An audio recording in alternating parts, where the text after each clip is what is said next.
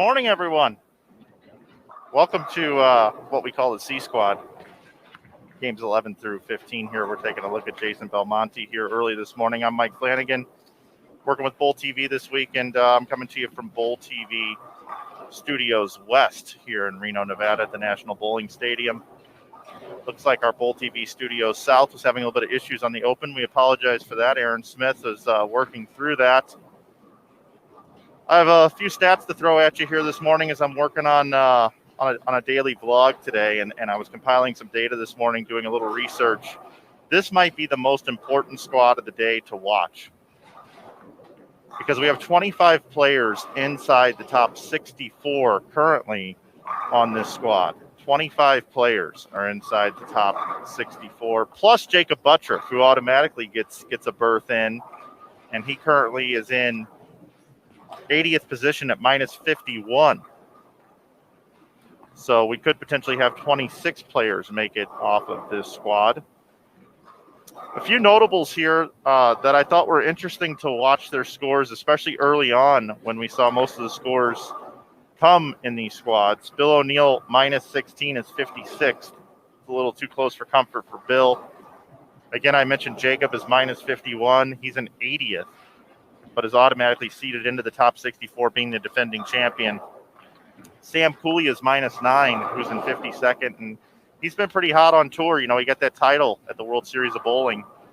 PJ Haggerty is even in 47th position, and Belmo plus 18 in 35th. Belmo, we saw him bowl 260. We also saw him bowl 160 yesterday. So it'll be interesting to follow Belmo's day as we have him up here for you on the first game, along with AJ Johnson. So we're going to attempt to troubleshoot and work through Aaron Smith's issues at Bowl TV Studios South. Let's try to bring in Aaron Smith at this time. Aaron, you got a copy?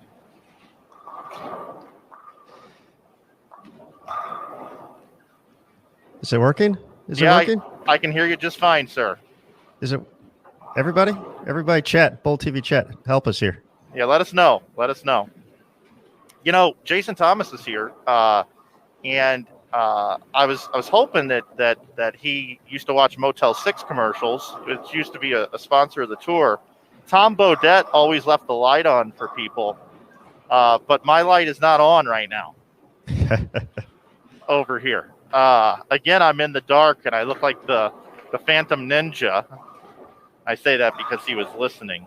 Look at me. Look, on the bright side of things, here I am. And the funny thing this morning with the troubleshooting is I grabbed the headset and I said, Jason, there's all this weird noise in my headset. We thought there was an issue here, but the issue was actually on your end. Well, if past is prologue, then you would have assumed that the issue would be here, given I sent Aaron a message in the text and said, have the Gremlins moved to Arlington today?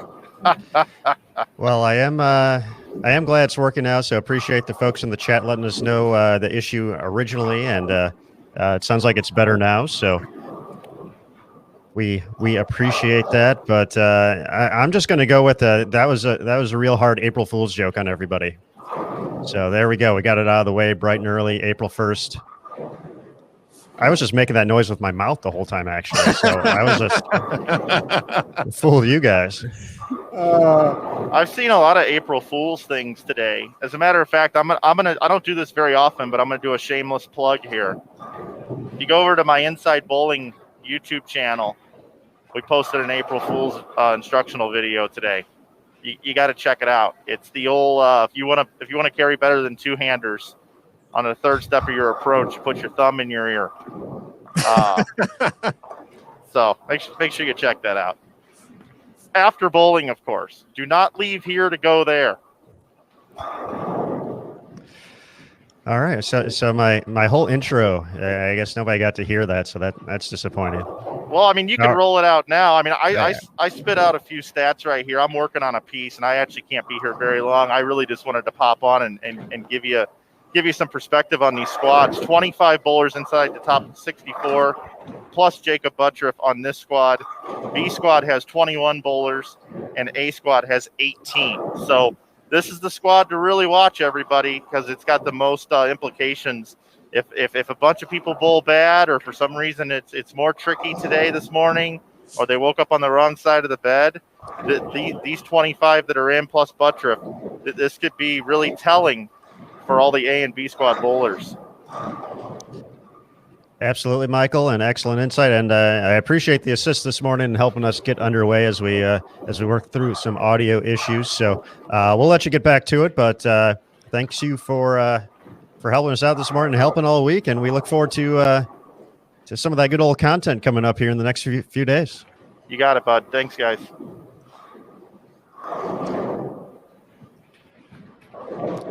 All right, Jason Thomas. That was the crazy thing is I literally just flipped the switch on and off and that worked fine. So that's technology. Yeah, you learned the opposite of what we learned yesterday. Yesterday we learned that you don't ever turn anything off. And then today the rule is flipped. Today you have to turn it off and turn it back on. So, if I could just know the rules, I think we'd be good. But if they keep changing the rules, then man, what are you supposed to do? This is true, and we'll head back to full screen here as we settle in here once again. Game 1 of 5 for our C squad competitors. Starting off with Belmo, AJ Johnson, Andrew Hall, Jeff Poston.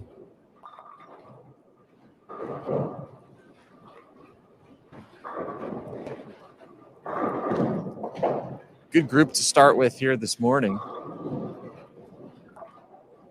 Really can't go wrong with starting your day off with some Belmo. So, yeah, and interestingly, he got off to a hot start yesterday, but today he's only thrown one strike in 7 frames. So, and then Andrew Hall, on the other hand, has spare 5-bagger.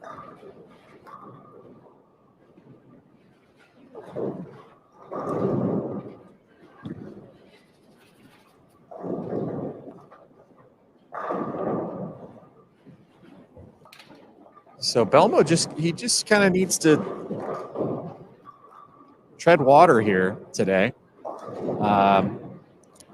Plus 18 going into the day, but really had a rough finish to his block yesterday, which is kind of put him in jeopardy here of missing the cut. So JT, it's such a delicate day for so many people.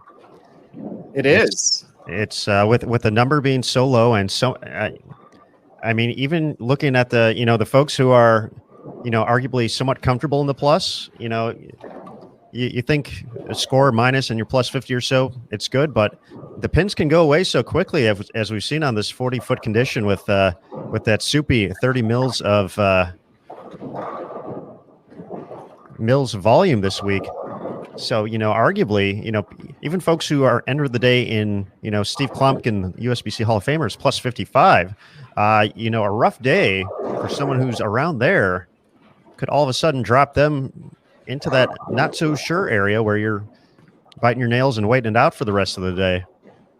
I mean, I would say nobody's safe. I mean, normally, there are a good 10 or 15 players that go into the last day where all they have to do is just coast. And I mean, even Gary Faulkner has to show up today. I mean, he's got to show up and bowl because there are 200 under blocks out there. So this is a very unique situation where nobody really has the luxury except for Jacob Buttriff of fooling around today and trying things. Yeah, that's something a little different. It's continued to surprise us throughout the course of the weekend. A little bit later today, we're actually planning to bring Nick Hoagland onto the broadcast to talk a little bit about this unique oil pattern that these competitors have faced throughout the course of the week and will continue to face heading into match play.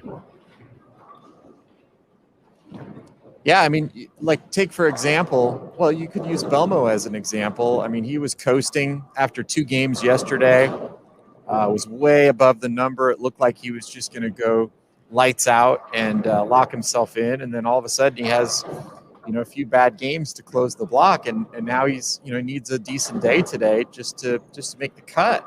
Brad Miller yesterday starts off the first 3 games with 495. So, you put yourself in the shoes of one of the leaders. You come out today, shoot 495. All of a sudden, you're 80 over with a couple of games to go, and you're in jeopardy of with a couple of 150s missing the cut, which is just crazy.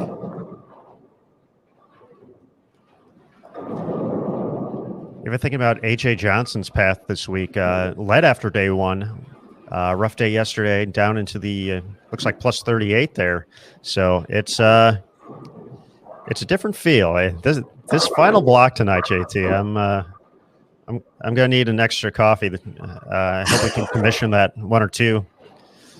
Maybe a Dunkin' Donuts run might be in order to properly calculate the craziness that's going to happen tonight. So, folks, that's going to be an underlying theme to the day, as Mike had mentioned.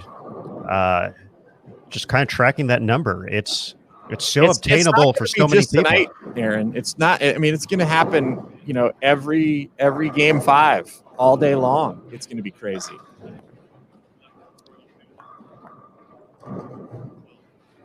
So we're going to need Dunkin' Donuts all day. Dunkin' Donuts around the clock. There we go.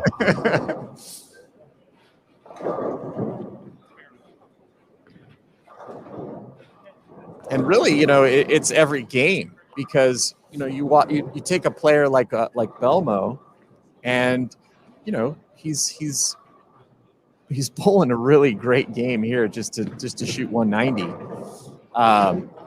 But we really have to watch him all day because he's 150 away from dropping under the cut. And I know with the moves, players typically have kind of stayed in one zone for a couple of games and made a big jump. And throughout the course of the week, we've heard about some of the differences that the players are seeing: high end versus low end of the house versus the middle. The discussion is, you can create a little more shape to the low end of the house. It seems to play a little tighter here once you get into the 50s, 60s, and 70s.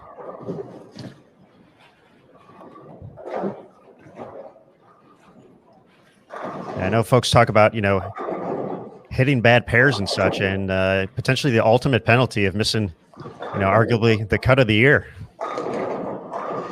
And again, I've said it before, and I'll say it again. This is the one cut this cut hurts more to miss than any other cut in any event, because this one you drop the pins, and anybody can win from 1 to 64. Normally, if you qualify in 64th place, there's very little chance of making up that ground to get into the show. Whereas here, everybody's got an equal chance once you make it into that bracket. And it's a large number. I'm not going to say it's easy to make the cut because obviously it isn't, but it is a large number of players that make it into the cut. So this one really hurts the most out of all the cuts you could possibly miss.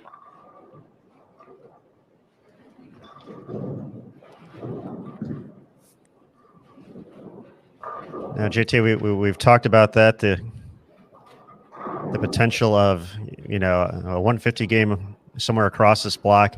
As far as strategy goes, we talked a little bit about it yesterday for some folks potentially being a little bit more aggressive, who need to make up those pins regardless. If you're one of those guys who's kind of middle of the pack right now and knowing that I can't shoot 160, how safe do you get? Is that is there an issue with getting too safe, you think, today for some of these players? Well, yeah, that's a great point that you just brought up, and we're watching it unfold right here with Belmo. I mean, he's playing safe right now. Normally, Belmo, I think what makes him so great is that he usually doesn't pay attention to how much margin for error he has on the lanes rather than how the ball is going through the pins, because he knows if he can get the ball to go through the pins right, then he can figure out where to play. That's going to give him the most margin for error. And then when he gets those two locked in, he goes on crazy runs of strikes. And what we're seeing right now, and he's going to try something different. He's shaking his head.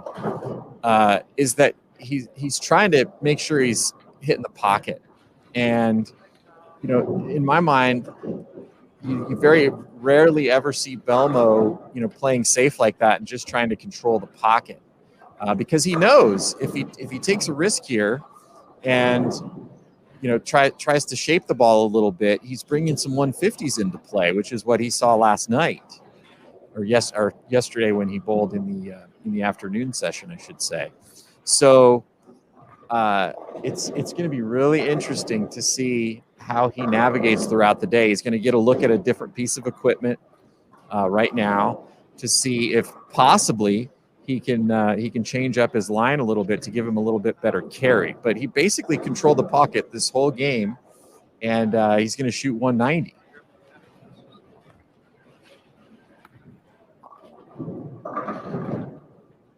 Got that one a little wide, and he was upset with that shot because he didn't get a good read. He missed right, and now he doesn't know what that ball's going to do if he tries it again. So a little bit of a missed opportunity there. 188, a clean 188, and now he's treading water at +6 with 4 to go. Once again, the number coming into today's competition, with 10 games in the books, Chris Vai at -24, bowling on A squad. He is in 63rd place, as we mentioned. Jacob Buttriff outside of the top 64 at the moment, so he would be the 64 seed. Looking at the top of the leaderboard, Gary Faulkner Jr. plus 191 leading the way. Jason Sterner plus 152. Spencer Robarge plus 132. Francois Lavoie plus 131. Nick Krummel plus 129. Michael Holloman plus 121. Nathan Bohr plus 108. Cameron Crowe and Anthony Simonson tied at plus 107. And then Norm Duke plus 93, your top 10 through 10.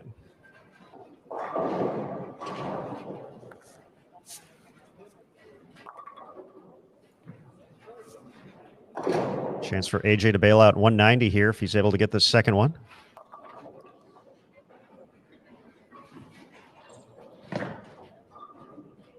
Probably going to be in the 180s and given a few pins back, and he's going to be right around that that plus 20 mark now. Yeah, that's remarkable. And he missed that single pin in the 9th, and then opened there in the 10th. Well, he struck the first shot in the 10th, but didn't fill up the game as he had hoped. And now all of a sudden he's 19 over, and that's nervous time. 4 games to go on this, and you don't have a very good look, and you need to stay above even. It's not a great feeling. Conversely, Andrew Hall, 223 to get to, looks like -38 now, and right in the mix. So that's the kind of day it's going to be here, folks. So we're going to be moving to game 2 here shortly.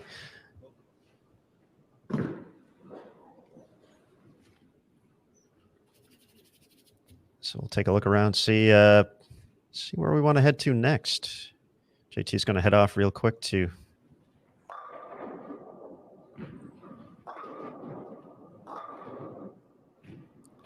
make sure we're ready to go with the quick switch for everybody. One pair to the right this game.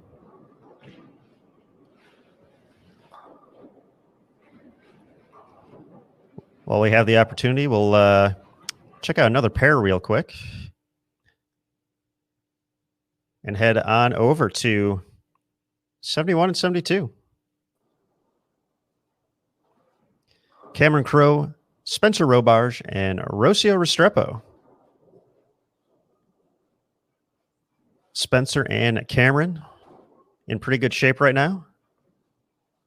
Looks like they both gave a couple pins back there in the opener. Looks like plus 87 now for Cameron, plus 109 for Spencer. Rocio at -73, so she's going to need a strong finish here in her final 4 games to get in the mix Rocio, one of 5 PWBA Tour players in the field right now. Maria Jose Rodriguez enters the day inside the cut, tied for 31st at plus 33.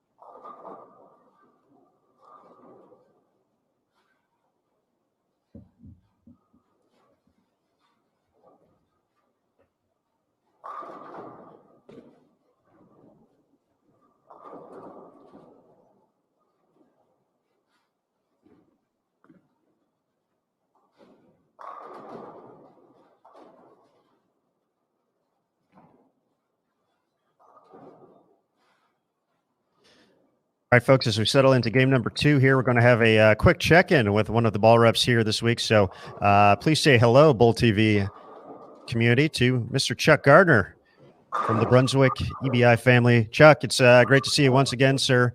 It's day 3. It's crunch time.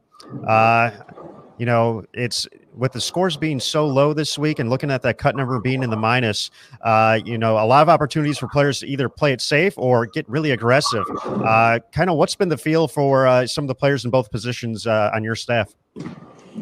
Well, I think for the most part, people just want to continue. The guys that are safe, they just want to learn more. They want to figure out, not knowing where their matches will be, what the pairs are going to look like, and what other options they have. We drilled a bunch of balls in the last 2 days to try to see some smoother shapes, like urethane shapes, but doing it with resin, and some 1.5 and 2 inch pin balls. But the other guys, I think, have a pretty good attitude that are, within 40 or 50 of the cut, and realize that, one game, one great pair, and they're in the numbers. So I think the attitude overall is pretty good for most of the players. They're tough. And I think the front hook's even more this morning than they have the other mornings. I'm sure it has to do with the lane machine getting it even cleaner and cleaner and cleaner. So they're tough. All right, and looking at that, the players and you guys as well have gotten 2 days and plenty of games and plenty of steps in taking a look at this condition. So, what's the if I'm someone who's in that plus 20 range, plus 30 range, what's the best way to avoid those 150, 160 games and put yourself in trouble to potentially miss this cut?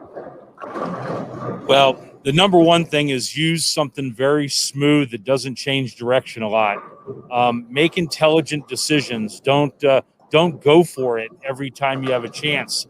I think anybody who's in that 30 or 40 or lower number, they got to be smart, and their spare ball better be working. Spares are super, super important right now, especially with the pace being so low. I know that sounds silly, but man, when we've been bowling in the PBA environment where the scoring pace has been significantly higher, you become a little lackadaisical, I think, for your spare game. And I think spare game has definitely hurt even some of the really top players that are hovering outside the cut. Their spare game hasn't been 100% sharp. And now next thing you know, you need to bowl, a really great block just to keep your head and keep yourself in the cut number. All right, Chuck. Well, we definitely appreciate you taking a few minutes here with us on Bull TV. We'll let you get back to it, but thank you again, my friend, and we'll talk to you again soon. Absolutely. Appreciate it. All right, everybody. Chuck Gardner joining us here from Brunswick. Some excellent stuff right there. Some different insights for what their players are seeing out there, and potentially the mindset and spare ball, folks. We talk about so much on the collegiate side. How quickly those spares can keep you in matches, looking at Baker games and such, and best of 7 and that whole scenario. But going to be imperative here moving forward to keep some players in the cut at the 2021 USBC Masters.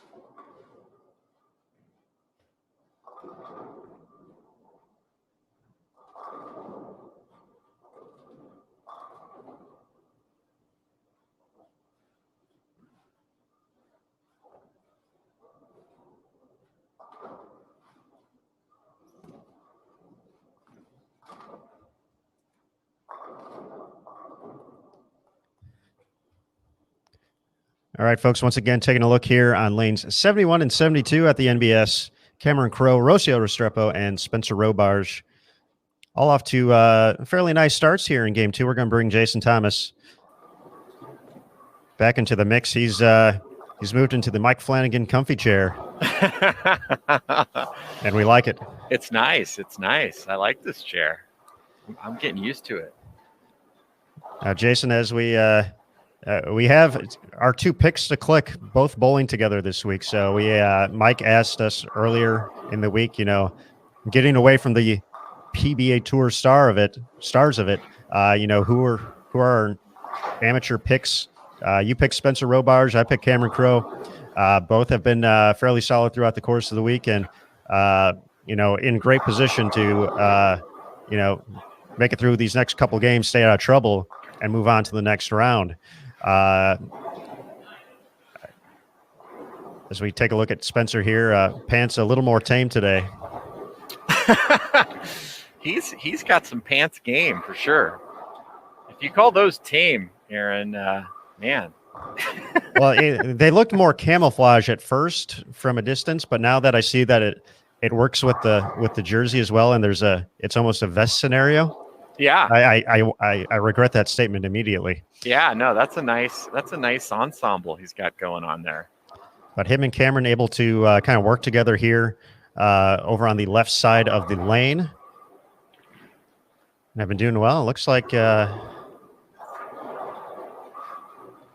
just been so impressed with both of those gentlemen. And interestingly, I talked to Cameron yesterday, and he said we're playing the lanes pretty different. He said Spencer's a little bit right of me with urethane, and I'm left to him with reactive, and so we're kind of making them easier for each other. I'm giving him a little bit of swing, and he's giving me a little bit of hold, and but they're just both such impressive players. And the thing that's really interesting about this is, they've been bowling a lot of high level competition lately on very difficult conditions. The things that Spencer runs into, in his traveling around bowling youth events. That's a nice little messenger there for. We haven't seen too many of those this week. Yeah, have not. But he bowls on tough conditions all the time, and Cameron does as well in the collegiate events. He's traveling around the country bowling on Nick Hoagland specials. So they're sharp coming into this, and the fact that they get to cross together is going to be great for them, because it's going to give them insight into how the lanes will break down in the matches. especially if they end up drawing a lefty. Excellent stuff there, JT, and I'm sure Junior Team USA head coach Brian O'Keefe already liking the sound of them working together on the left side of the lanes. Both of them members of Junior Team USA.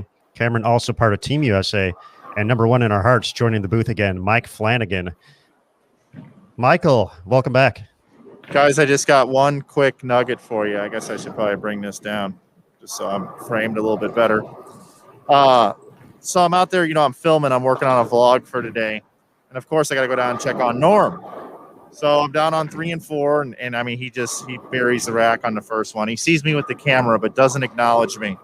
Then on the second one, he goes up, and he's a little light, but he sent the pins everywhere, and he struck. And he walks back, and he looks up at me, and he goes, "You want a piece of me?" And I said, "Not today, Norm. Not today." So this man, we are establishing a rapport. And he's going to make it into match play. I mean, I'm pretty confident of that. And I'm looking forward to seeing if he keeps hamming it up for the camera for me because, sometimes you build that relationship in qualifying as a media person. And I got to tell you, Norm's kind of ignored me for the last couple of years. But there's just something different about this week. And I told you he winked at me on the practice session. And he gave me a great sound bit for the vlog after the practice session that a lot of people responded to positively because I was asking everybody about the pattern, and he threw us for a loop and said, "It's not about the pattern, it's about the topography." That he did, yeah. And I don't know, I'm really enjoying this relationship with Norm Duke this week. So he looked at me, he said, "You want a piece of me?" And I said, "Not today, Norm." So he's feeling it down there on 3 and 4, guys. That's all I got. I had to come report that one to you guys. Well, back to the youth movement of bowling and everything else. That's excellent. We'll see you later. Hey, real quick, did he flex when he did it too? No. I was down on 3 and 4, and it's a little closer to the lanes. The way they've got it down there, it's not as far back. So I'm down there, and he's so short, and I'm so tall with this wall here. He actually went back just a little bit to kind of look up at me and give me the whole "You want a piece of me?" It was great. I think that's the name of your next vlog, by the way. That should be just the title. Yeah, unfortunately, I wasn't filming when he did this. And even though it's April 1st, this is true. I'm telling you, it's true. All right, Mike, we appreciate it. That's an excellent story. Thank you for the report. JT, we'll go back to full screen here. Speaking of Norm, quick update. We do have live scoring up now, folks, so we appreciate the patience with that. 6 out of the first 7 for Normie over on lanes 3 and 4. Jake Rollins with the front 7 on 15 and 16. So we will see after a 213 opener, we'll see if Jake can potentially add 1 or 2 more, and we'll create a little extra buzz. Still looking for that first 300 game of the 2021 USBC Masters.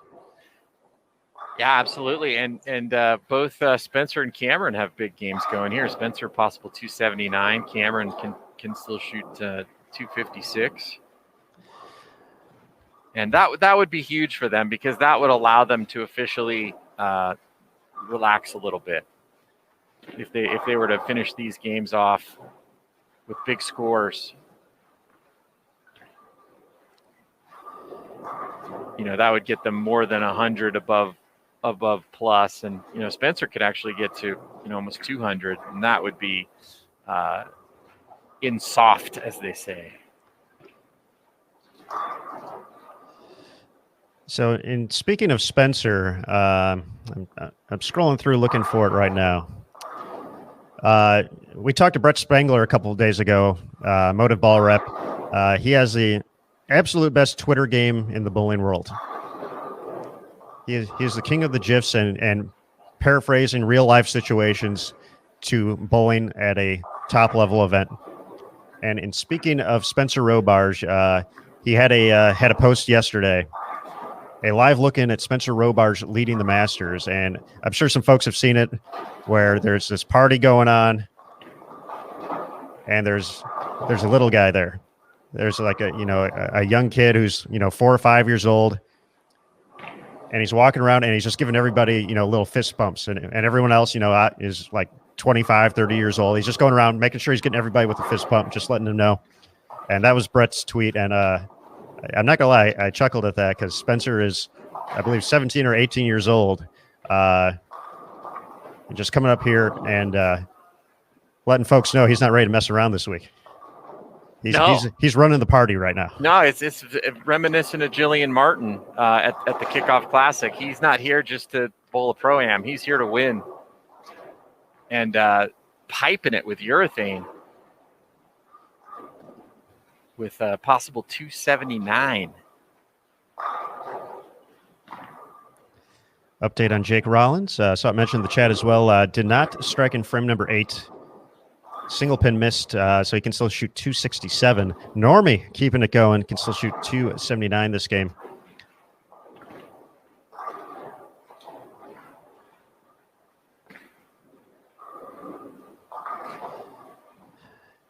JT, I thought it was a cool story as we look at Cameron. Oh, Cameron. No. On a strike. Don't do that to us. Goodness. Got that messenger on 71. That's how you get paid back for getting a messenger this week? What? Oh, that's rough. Oh, my heart. Oh, that was so good. At the end of the block yesterday, you guys had a chance to bring Cameron on to the Bold TV chat with Matt and get some insight from his performance yesterday as he moved up the standings. I thought it was cool, though. We ran the ITC sectional assignment show literally, Cameron, can't miss that. Man. Right after the conclusion, basically, of the middle squad yesterday. And Cameron bowls collegiately, St. Ambrose, one of the top teams in the nation. And JT, I thought it was funny that as soon as he finished up, he was looking for a phone, a computer, something to find out where his team was heading. So definitely enjoyed the commitment to the team there, even though he's out here trying to win a Masters title. Yeah, well, I was fishing around for an interview, and it looked like either Spencer or he would lead on the squad, and so we hadn't had a chance to talk to Spencer yet, which we will today for sure. But I mean, I talked to Cameron. He was very, very chatty during the last game, and he said, "Hey, what time is it?" And I was like, "It's 3:40 right now." And he said, "Oh man, we're gonna finish just in time for me to watch this sectional show. Do you have a computer or something I could watch it on, so I could just finish bowling and turn my score sheet in and go?" And I said, "Okay, here's the plan. You're gonna go off the sheet and shoot 290 this game. Then we're gonna interview you, and then I'll set up a computer right next to the interview area so you can watch the sectional show." And he's like, "Okay, it sounds good, but can we set the score a little bit lower, maybe like 2-teen?" And so it was pretty funny. But yeah, it was neat to see how excited he was, and he was thinking about it while he was bowling, in contention at the Masters, thinking about where his team's going to go for sectionals, and I thought that was pretty cool. And now I feel bad. His sectional was the last one we read off, so we that worked out good actually. Because it did. He did an interview, and he stayed in there. He was very, very generous and stayed in there, with Mike for a good few minutes. And then luckily his team was later. By the time he got to start watching the show, you had already named the first region. So, but he was able to watch it. And then interestingly enough, they don't have a lot of time to get out of here after the block is over. And so he had AJ Johnson coming over and saying, "Hey, what do you need off the truck? And we got to get this going and blah blah blah." And he's like, "I'm just watching the show. I just want to find out where we are, man. Just give me a few minutes. Give me a few minutes." So it was pretty funny. Awesome stuff. Looking to start up the 10th frame here. Spencer's still a chance to get into the 270s. 224 the max after the missed single pin by Cameron. Rosia looking to get something going here late. Taking a look across live scoring. Norm still striking. Can step up in the 10th and essentially match the effort Spencer's putting up here. He's got 8 out of the first 9, can shoot 279. Jake Rollins finishes with 255, so he's plus 68 on the day so far. Nice bounce back game for Stu Williams to get to plus on the day, 236. He's now plus 7 on the day. Francois Lavoie, 220. He's plus 30 so far for round 3. Nice bounce back there from Cameron. And something interesting. He missed that 9-pin in the last frame, and you mentioned Norm Duke, and there's something that makes Norm Duke such a genius with respect to the way he plays the game. And I'll give you an example. If Norm Duke leaves an 8-pin and we're bowling on this condition, he will move to the very left side of the lane and shoot it up the left side. The reason for that is because by moving there, this pattern almost feels like a little bit of a reverse block. So by shooting it from the left, he actually has margin for error when he shoots the spare. Cameron shot the 9-pin off his strike line, missed a little right, and then the middle part of the lane is hooking a ton, so the ball hooks. And so the way he shot that spare is how you would normally learn to shoot spares on an easier condition, right? You shoot everything off your strike line, you let the ball hook into the spare, and you have margin for error. But the way this pattern is, it's the opposite. So people can learn a lot by watching how Norm Duke plays the game. And it's interesting because when he does bowl on conditions that are a little easier, he will shoot the 8-pin from the right to give himself a little bit of room to miss. So it's just very interesting how Norm does everything the right way and is always looking to give himself a better opportunity to score, whether it's shooting an 8-pin or how he plays the lanes for strikes. Very cool. I like that a lot, JT. That was some unique insight there from the one and only Norman. That shot right from the get-go for Spencer, and looking at the 2.7, still a chance to get into the 250s. Norm finished with 256 that game. He's crossing with Dallas Leong, who Mike gave me a text and said he's making a move as well.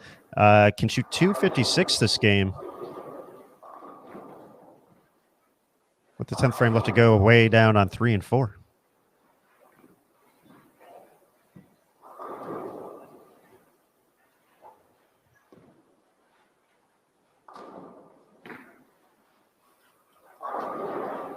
Opening the 10th, 245 for Spencer, but going to push him right around the plus 150 mark.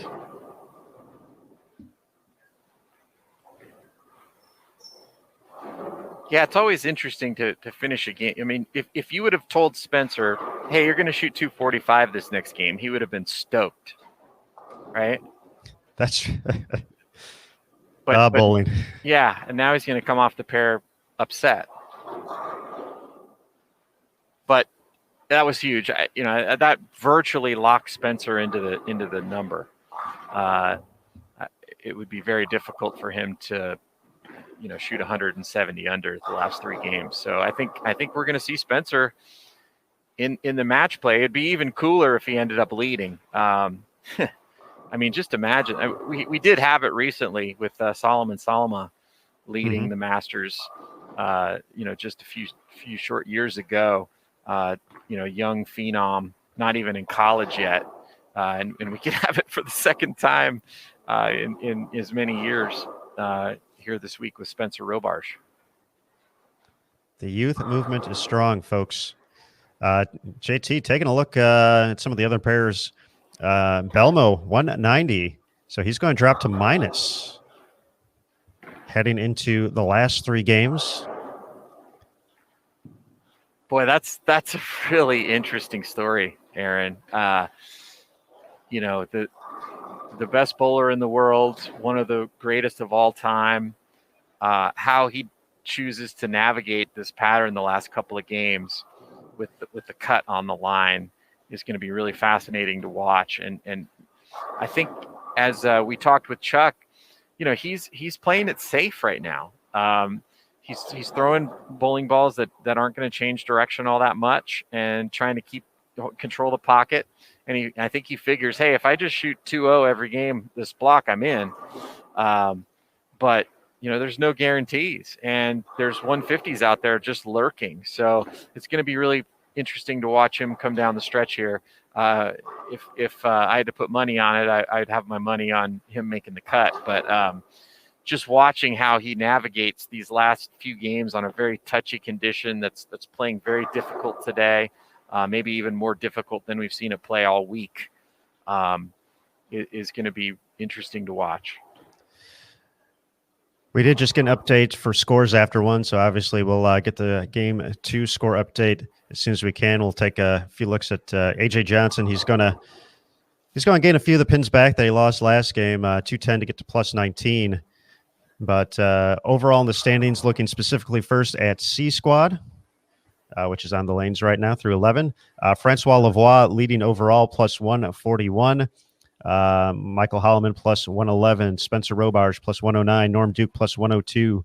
So he's going to jump up there as well into the plus almost plus 160 after that game. Packy at plus 90, Cameron at plus 87. So Cameron's going to gain a few of those pins back as well. Anthony Lavery-Spar plus 78, Andrew Anderson plus 77. Some of the top scores on C Squad. Taking a quick look at the cut number. It currently has stayed the same. Let's see. Looks like Jacob moved into Buttriff went 243 in game one, so he moved back into the cut. He's -8. So right now the current number -25. Timothy Grundler from St. Louis, the 64th spot. Still leading overall, Gary Faulkner Jr. plus 191, Jason Sterner plus 152. We'll just run through the whole top 10 at the moment. Francois Lavoie plus 141, currently on the lanes. Nick Krummel plus 129. Michael Holloman on the lanes as well, plus 111. Spencer Robarge plus 109, but that's going to go up into the plus 150s range. Nathan Bohr plus 108. Anthony Simonson plus 107. Norm Duke plus 102. And then Packy Hanrahan and DJ Archer plus 90. That was your top 10. After game one here for C Squad, let's take a look around, folks. See who we will get to next here for game 3.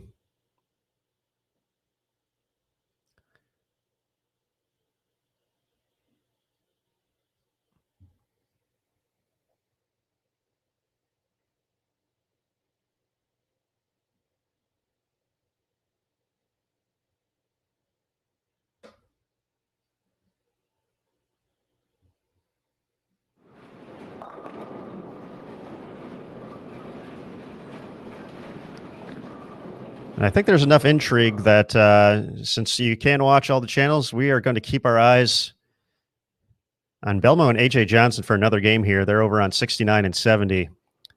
Once again, if you're happening to join us for the first time today, you can select through 8 separate channels of coverage. If you're watching on desktop or mobile on Bowl TV, or excuse me, desktop or a laptop on bowltv.com, you can simply go underneath the video and scroll through the channel navigation. You might have to scroll to the right depending on the size of your screen. And then if you're on a mobile device, top right-hand corner, find the little 4-box window pane that will take you to the channel navigation. 8 different pairs to take a look at. And then a 9th one here with our commentary channel. We are essentially just kind of going back and forth between the lanes and seeing what's cool and what's developing. And Jason Belmonte at -4. A.J. Johnson plus 29. Andrew Hall has been on the move this block, a talented young player from the Northeast, up to -22. So he's going to be right in the mix and in the number heading into these last 3 games. And Jeff Poston, who also serves as the coach of Ottawa University in Kansas. So his team advancing to sectionals as well yesterday.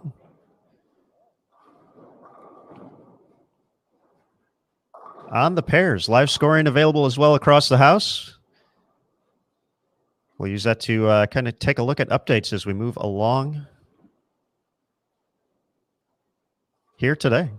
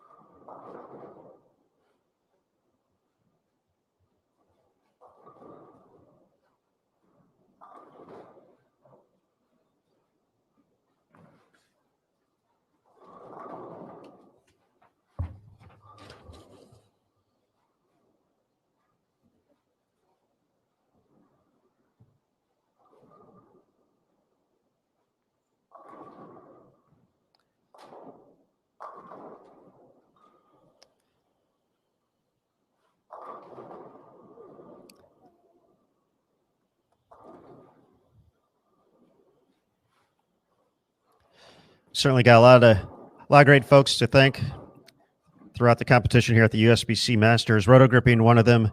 Rotogrip, the original high-performance bowling ball specialist, making your success their priority since 1955. Visit your local VIP Pro Shop or rotogrip.com today to learn more.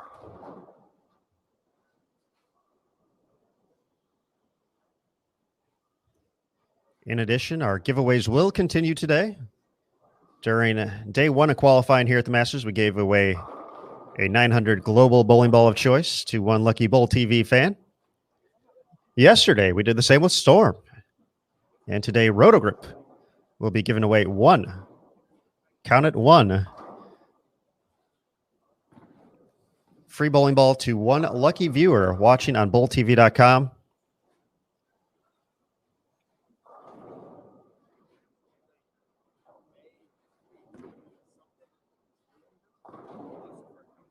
So we'll once we get to that point, we'll talk about it a little more. It's so easy to enter the giveaways here on bowltv.com. You literally just press a button. So when it's time, we'll let you know. We'll give you a little warning before it's ready to launch out into the world. But you'll see a button pop up on your screen. You'll just click the submit entry button, and that's it. You're good to go. No trivia, no additional forms to fill out, anything like that. Simply just click that button when it's time. But that'll be a little bit later today. We'll be giving away a Rotogrip bowling ball of your choice right here on bowltv.com.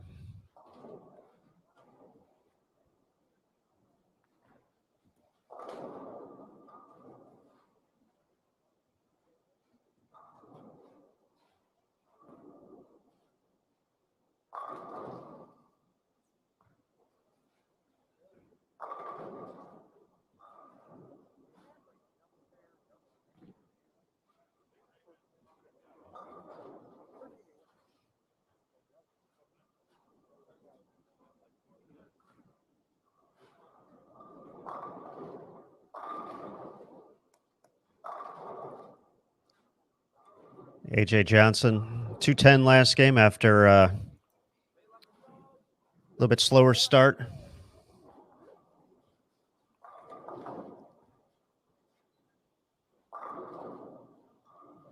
$181 out of the gates for AJ. Had a great first day. Went 112 over to lead all competitors, but games of 182, 211, 177, 176, and 180 yesterday for 926. 181 start, but bounced back with 210. Early double here. Looking to make another run at the Masters. Was the top overall seed in 2015. But ended up losing to Jason Belmonte in the title match. For Belmo, that was his third consecutive Masters win, becoming the first player to do so. But right now, Belmo not thinking about that fifth Masters title. He won again in 2017. He's trying to find something that works on lanes 69 and 70. After back-to-back 3, 6, 10 leaves, missing one of them. Misses the head pin right.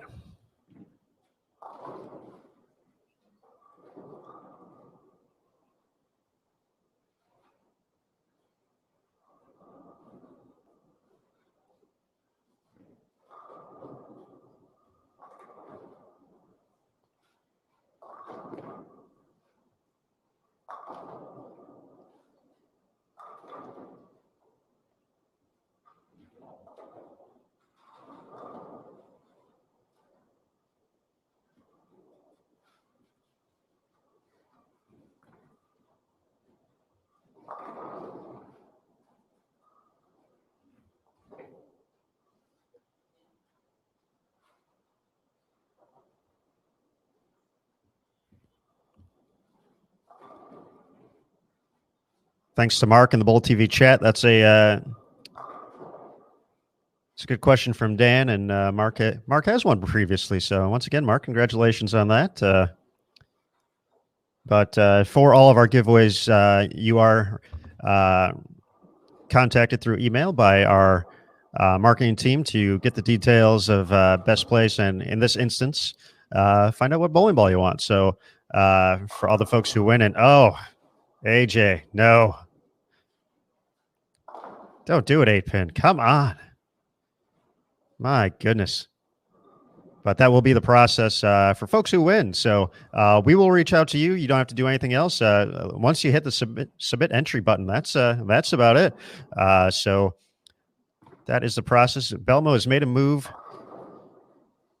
It's gotten in, and the struggle bus is real right now. 3, 6, 9, 10.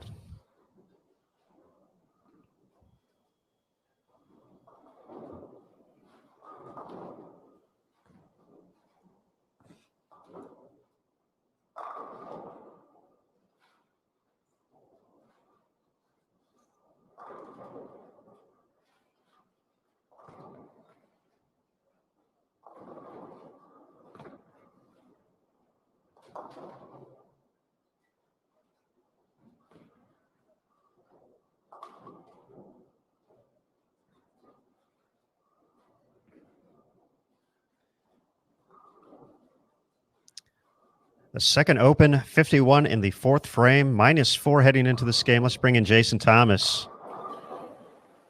Well, what did I tell you? It was going to be interesting, and I will tell you, when I went down to change the camera shots, there was a little conference between Belmo and Jimmy Callahan and Sean Ryan about what do I do? What do I do now? And the part of the conversation that I picked up was, it seems like the ball reps are adamant that it's outside of 7 is the gutter. And so the question is, and what Belmo wants to kind of know is, okay, great, but how far left of that should I be? Should I be? I think early on in the block, he knew that, but he was kind of going straight down 8, 9, 10. Whereas now it feels like he's basically said, hey, there's nothing there. There's nothing there for me but 190s, and there never will be the rest of the block. So, I think I should jump left and see if I can pop off one big game, and that would basically lock me in, for the cut. So it looks like he's made that move, taken on a little bit of risk, and so far, not paying off. And that's why they call it a risk. You can bring 250 into play, but you can also bring 150 into play. And we saw him do both of those things yesterday. So let's see if he can bail this game out and then maybe pop off one big one.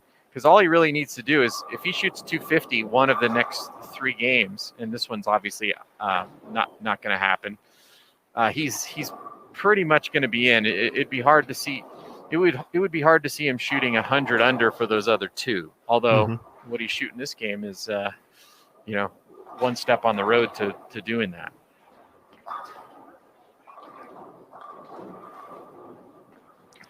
Andrew Hall looking to get something going here too. He had moved right around the number after solid performances in the opening 2 games, but struggling to find the right combination here, and we'll see Belmo coming up on lane 69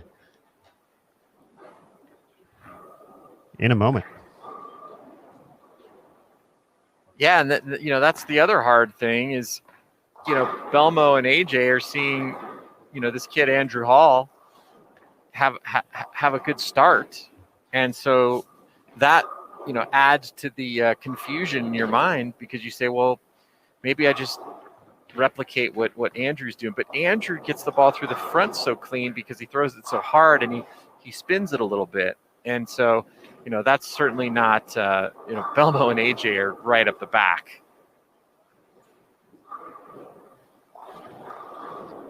Belmo back to the right. I was going to say that definitely looked right, and certainly much straighter and much nicer results as well.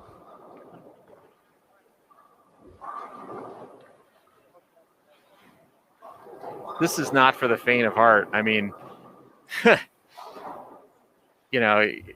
especially when you start throwing a few open frames and now you need strikes to bail the game out. It's really hard to make that decision to move back to the right, where you basically knew you could hit the pocket but couldn't string strikes. I mean, trying to look painfully close through my already strong prescription glasses as that ball came off the or back from the ball return. I mean, that definitely looked like a pitch black, from my side. So potentially back to urethane, moving right.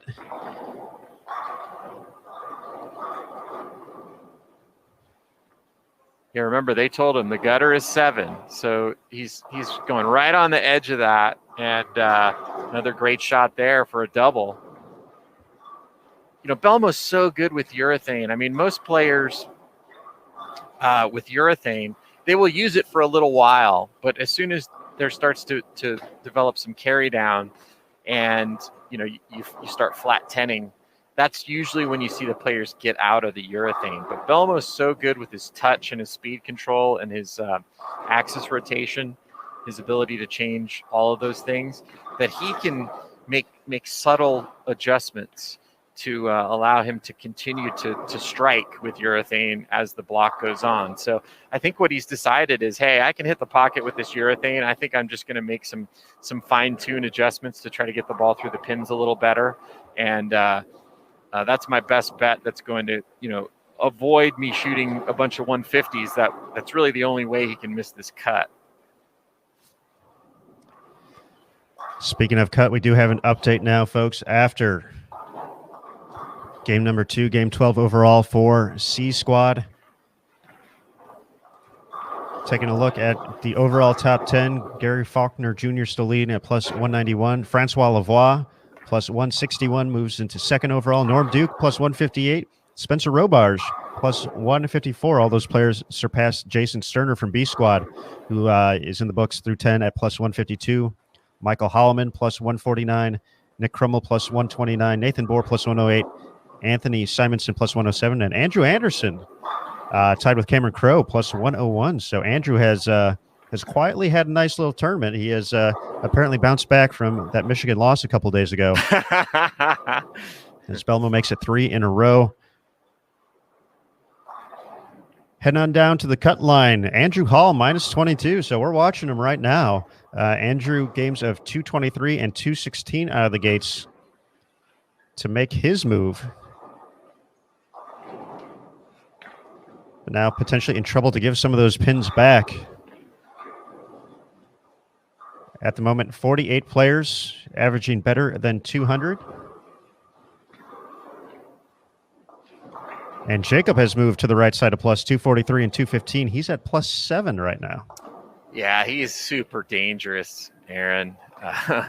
He's really the only player this week who's had the luxury of fishing around and playing around and just trying stuff. I mean, even the players that are towards the top of the leaderboard have not had that luxury like they normally do at the Masters, because usually at the Masters, the players that are on B Squad the first day, some of them are able to shoot ginormous scores because it's on the burn, and then basically have 2 days to experiment. And Jacob's really the only player in the field that has had the luxury to be able to do that. And the fact that he's kind of figured out what he wants to do, and now today he's going out and whacking them. That's a scary prospect for the rest of the field. Indeed, moving forward, we've seen Jacob go on those runs at the U.S. Open before when all of a sudden he gets settled in on a pattern. Once Jacob starts striking, they say you're more than likely going to get caught in the dust of that. Some developing news here. Sam Cooley, who's was in 54th place at -6, started off with the front 7 over on lanes 1 and 2. So, Sam, you mentioned about Belmo basically in the same spot, being able to pop off a big game and potentially put himself not in cruise control, but make it a little bit easier and relax that two-handed swing a little bit. So Sam Cooley doing that, front 7 on lanes 1 and 2.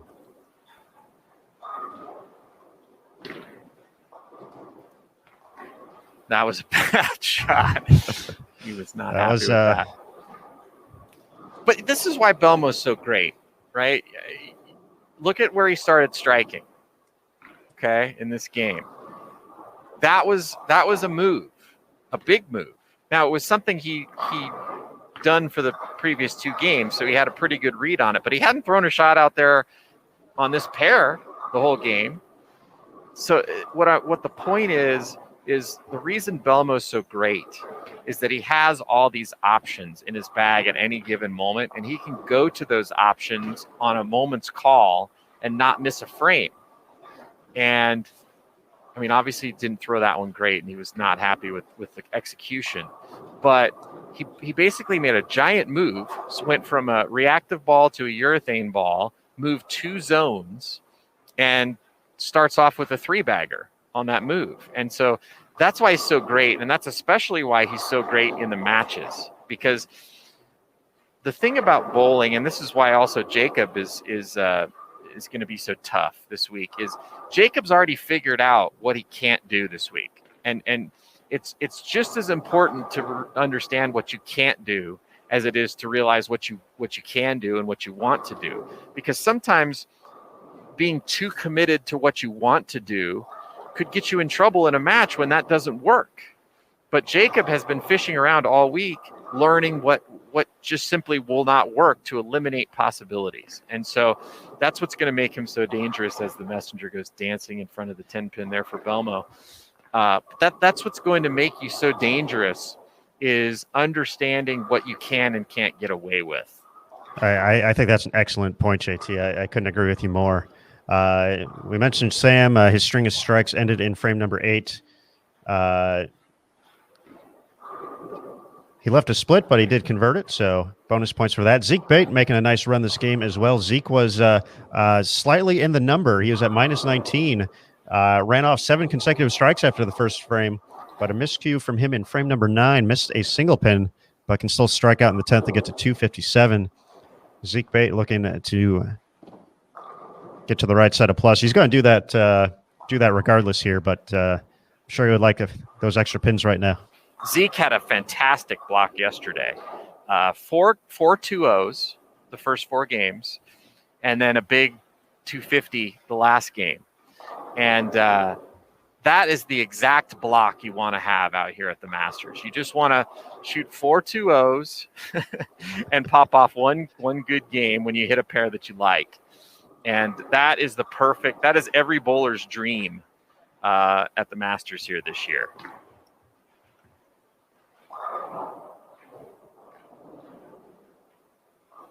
That's the golfing equivalent of 4 pars and an eagle, or that is cannot argue that. Sam Cooley now with 8 out of 9 can still shoot 278. Norm Duke continuing to cruise. He can get to 247 this game still. So Norm beginning to make his run up the leaderboard and at that leading total.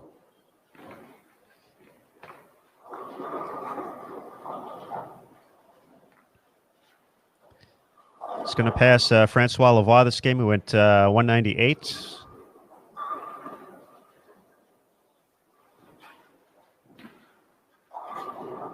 Michael Holloman's putting together, despite an open in frame number 8, still putting together a nice game. He's going to be more than likely continuing to add on to his plus total and put himself in pretty solid position here.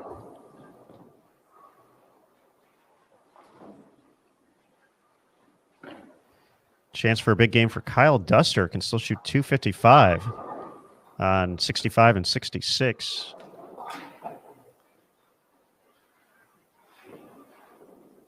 Yeah, the interesting thing for Belmo as we watch, I mean, this could have gone south really quickly. But now, assuming he can finish this game off with a mark here in the 10th or even a double and bail out 190 or 2-0.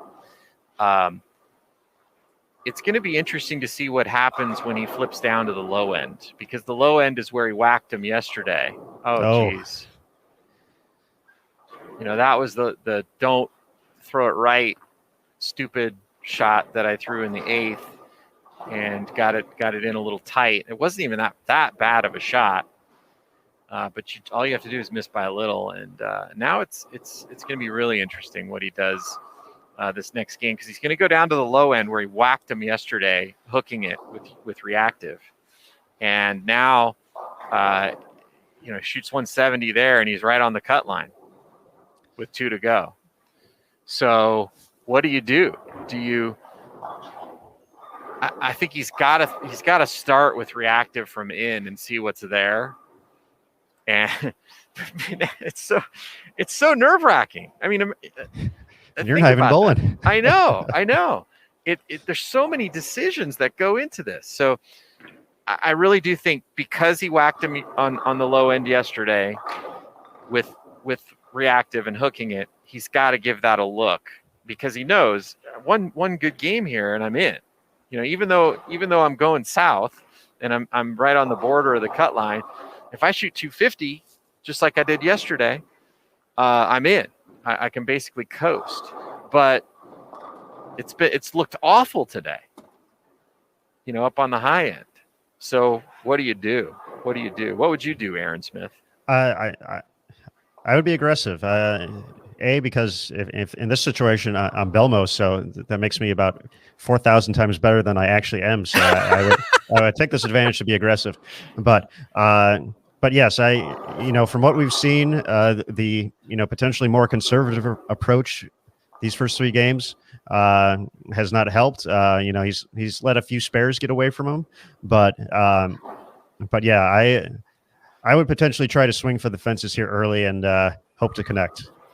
Yeah, I think that's the play, and we're not going to get to see him on camera this next game, but I will certainly go down and watch and give the folks in the chat and the people watching at home the update on what he decided to do. But yeah, very interesting to see how he plays it. AJ's going to have a nice game here. He's going to get north of plus 60. The thing that's really interesting about it, and I just used a golf analogy a minute ago, but basically he needs 2 pars to make the cut. A par birdie guarantees he's in, but bogey or par bogey, and he's probably out. So that's just another way to look at the risks that he's going to have to take. And there's water and sand and out of bounds all over the place on these next 2 holes he's going to play. It's such a mess. All right. Well, since we're wrapping up here, taking a look about who's going to be, I think, how do you feel about some Francois Lavoie at plus 159 and Bill O'Neill at minus 32, kind of on different spectrums, bowling on the same pair, 59 and 60, JT? Oh, JT has already left. He's getting ready. I like it, but I think that's where we're going to head next, folks. So let's see. 59 and 60 is going to be that one right there. So let's head over there. And back to the Bull TV studio. Good morning. I think it's good morning. It is here in the Central Time Zone. Good afternoon to those of you who are experiencing the afternoon. We'll get this channel up in just a second.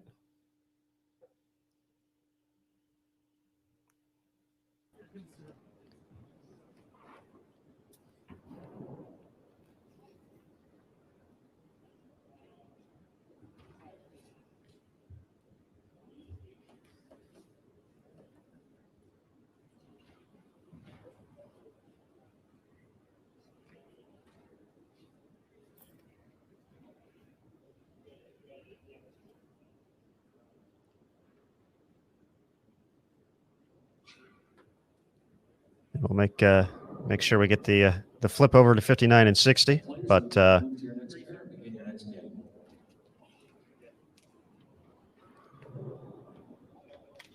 we'll be ready to get going in just a little bit here. Game 3 of 5, or excuse me, Game 4 of 5. Game 3, or 3 games in the books here at the 2021 USBC Masters final qualifying day. C Squad on the lanes for their final block here. We have Keith Fung,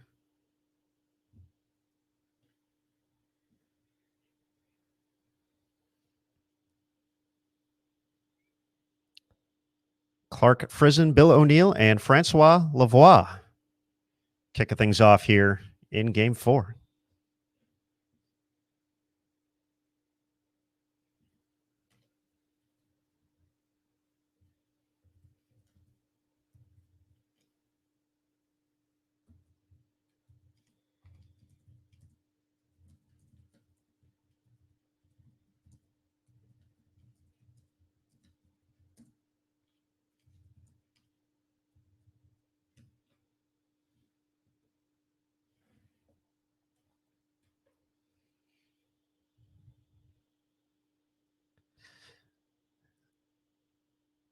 after our discussions about Belmo last game and seen him potentially fall out of the cut. For those following on live scoring, looks like he has jumped to lanes 23 and 24 next.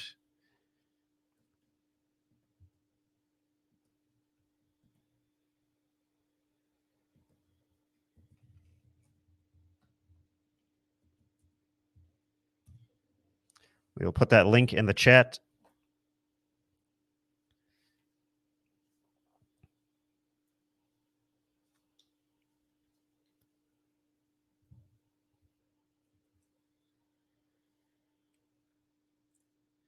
And we'll get you score updates after 3 as soon as they come in, folks. Again, a big thank you for joining us here on BowlTV.com for the 2021 USBC Masters from the National Bowling Stadium in Reno, Nevada. My name is Aaron Smith. We are going to be joined today throughout the course of the day by Jason Thomas and Inside Bowling's Mike Flanagan, who will both be joining us from inside the National Bowling Stadium in Reno, Nevada. Matt Canzaro as well. And then we'll have guests throughout the course of the day, whether it's a quick stop by for an update, as we had with Chuck Gardner earlier today, Brunswick Ball Rep, or potentially a few guests joining throughout the course of the day. We believe we have Nick Hoagland lined up to talk a little bit about this oil pattern.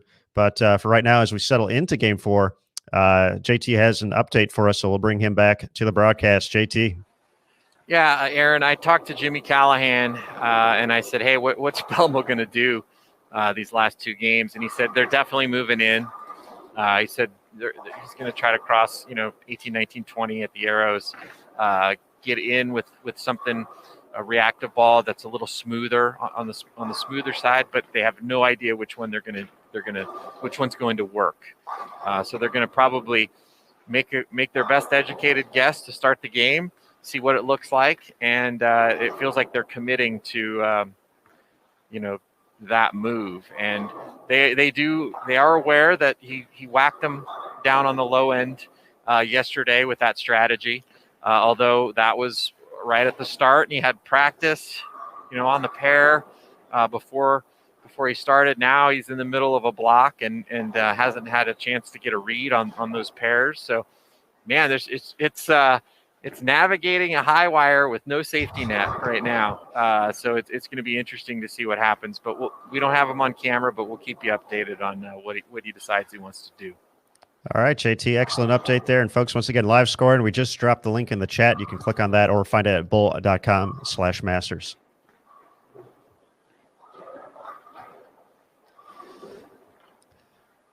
A player in similar position to Belmo, his tour roommate and favorite buddy to pick on Twitter, Bill O'Neill, at -32. So he can certainly enjoy that at the moment. He is 1 pin ahead of Belmo through 13 total games. Yeah, that's not something they want to be joking with each other about, for sure. That is true. So it's more fun when you're at the top of the leaderboard to be 1 pin ahead or behind. So big game for Bill to get ahead of that number and to see what he can add on. Frankie has been impressive this week. He has just been cruising and really hasn't. I mean, he basically said early on in the week, urethane's not going to be my thing. And he is really hooking the lane. And we really haven't seen any player with a soft hand try that. I mean, Norm Duke's hitting him pretty well, but he's going pretty straight up 7, really using that 7 as the gutter kind of thing. And he's just piping it up 7, 8, 9. And but Frankie is actually oh wow, I was lucky to hit the 3 pin. But that just shows that 7 is the gutter. It really is. But Frankie, kind of doing something that really nobody's doing, and doing it impressively, hanging around the top of the leaderboard all week long.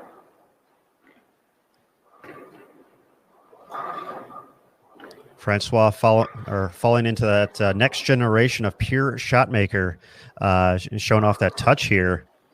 at the USBC Masters, 3-time major champion, 2 times at the US Open, which is coming up in just a couple days.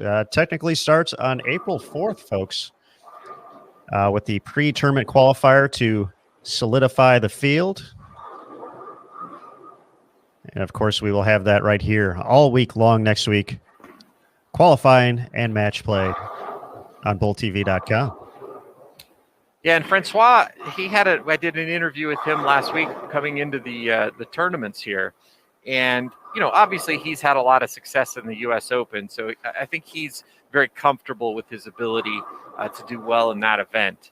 But this was the one he seemed excited about. The Masters, he said he's had a few good tournaments and a few bad tournaments here. So he's kind of had a mixed bag in terms of results.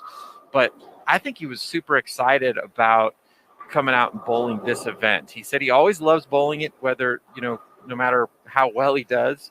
But I really feel like this would be a huge feather in his cap. He's now got 2 majors under his belt, actually three total, but I meant he's won 2 of the different majors. This would be a 3rd. And I really feel like he's kind of at the point where he's realizing, hey man, I could be a super slammer. I could do what Belmo's done and win all the majors, and that would be pretty cool. And so I think he's really gunning this week,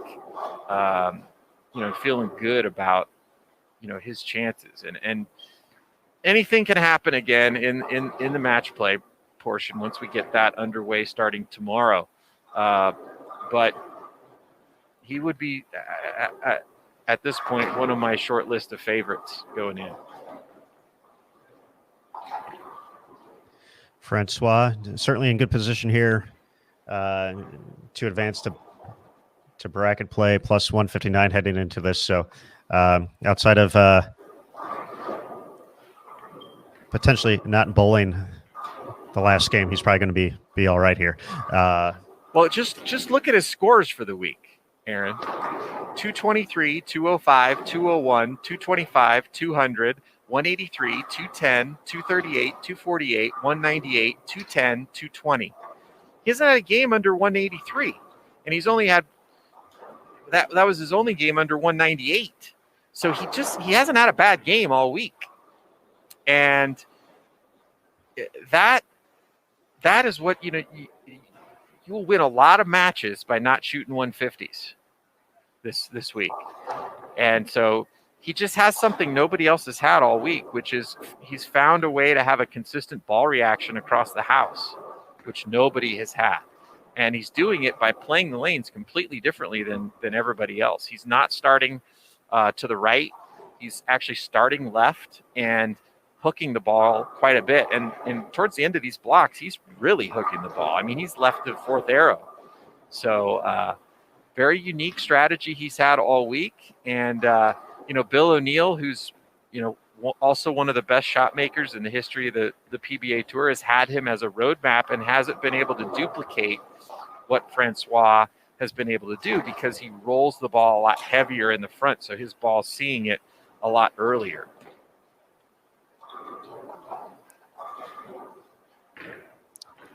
I think that's a good note to keep track because yes, I would agree that's a primetime pairing right there. And, we saw that last shot certainly pick up earlier, crossing right around 4th arrow, but little left and picking up a little soon, a bad combo here. Quick update on Belmonte so far, 9 spare, open in the second, strike in frame 3.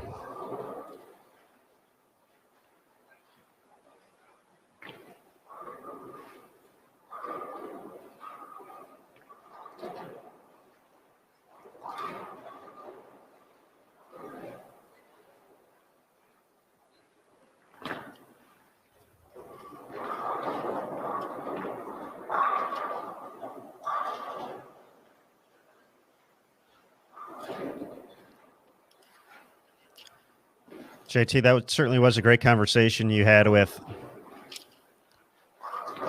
Francois. You can find that on the Sport of Bowling USBC Facebook page as well, folks. If you go through our video page, a lot of great stuff there. Looking ahead at the Masters currently and the U.S. Open next week.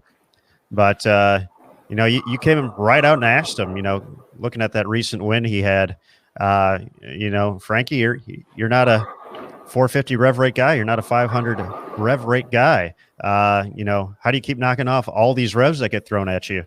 So that was certainly a great listen and a great description of kind of how his game has developed over the years and, how he at a time tried to become that. It wasn't him. And then once he kind of got back to just being Frankie, the results have shown since. Yeah, it's really amazing, and he really gets it. He understands why people win on tour.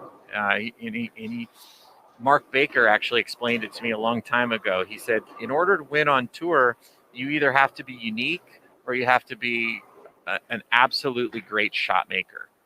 And what's interesting about Frankie is he's both. There's a lot of players that have satisfied both criteria, and Walter Ray for one. Pete Weber for another, Belmo, Tommy Jones, Chris Barnes. All of those players are great shot makers, so they can just beat you heads up if it just flat out comes down to making shots, which is why those guys have all had success in the U.S. Open. But they also do unique things where they get on a condition and they find something they like that nobody else can do. And Francois is one of those players. But I think for a while he got sucked into the trap of, hey, I in order to succeed out here, I need to be more like these guys. But then he realized after some struggles, I can't do that. That's not me. That's not who I am. And I'm unique in other ways. And I just have to be more patient. And, he's a fantastic player. He certainly gives, a lot of us Rev Challenge players a lot of hope. but he does it by understanding the limitations of his game, and he doesn't even try to do things that he knows won't work anymore. And I know he had a frustrating World Series of bowling, but a lot of players did. Belmo did.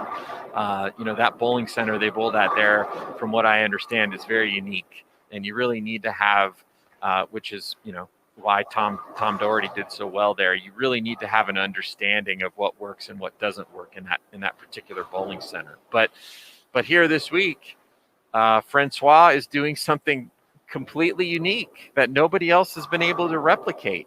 A soft hand from in, and it's working perfectly. I mean, he just hasn't had a bad game all tournament.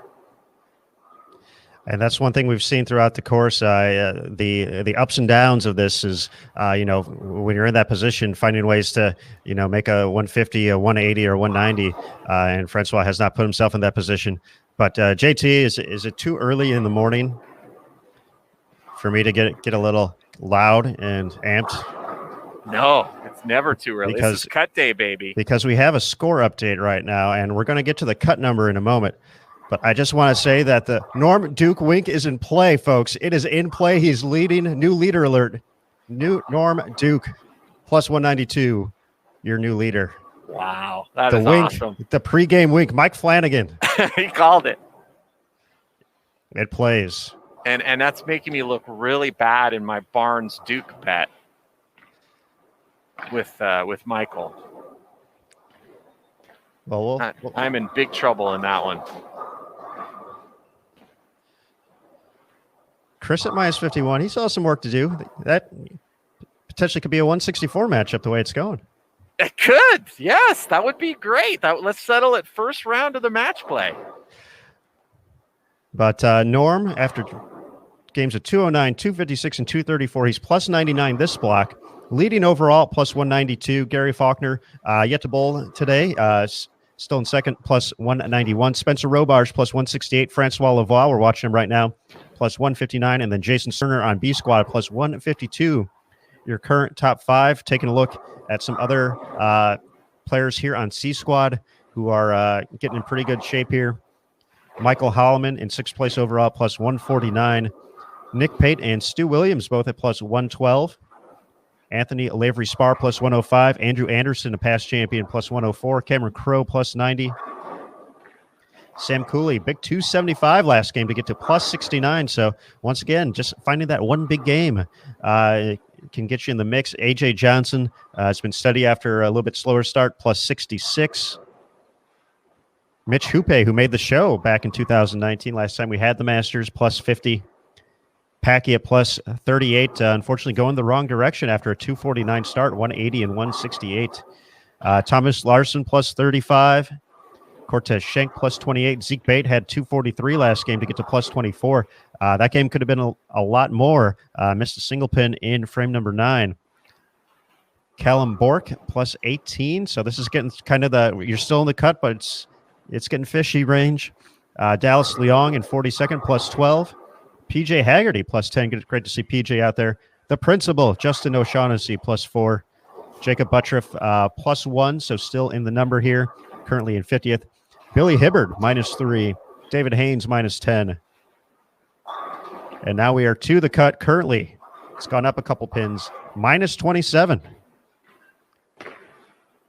63 and 64th at the place right now. Gene Perez and Josh Blanchard. So that means Bill O'Neill right now at minus 32 and Jason Belmonte at minus 33 on the wrong side of the number with 2 to go.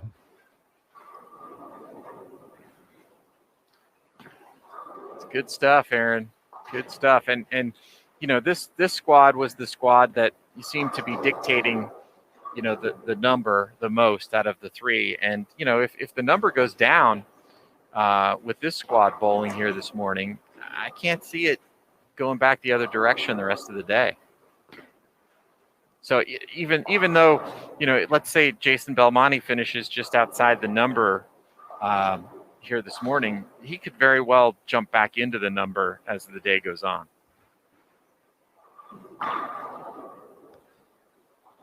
And JT, our Belmo alert has gone south. He delivered a double in the 3rd and the 4th, a 9 spare in the 5th, a split in the 6th frame open, 5-2 in the 7th, 107 in the 7th. He can max out at 197.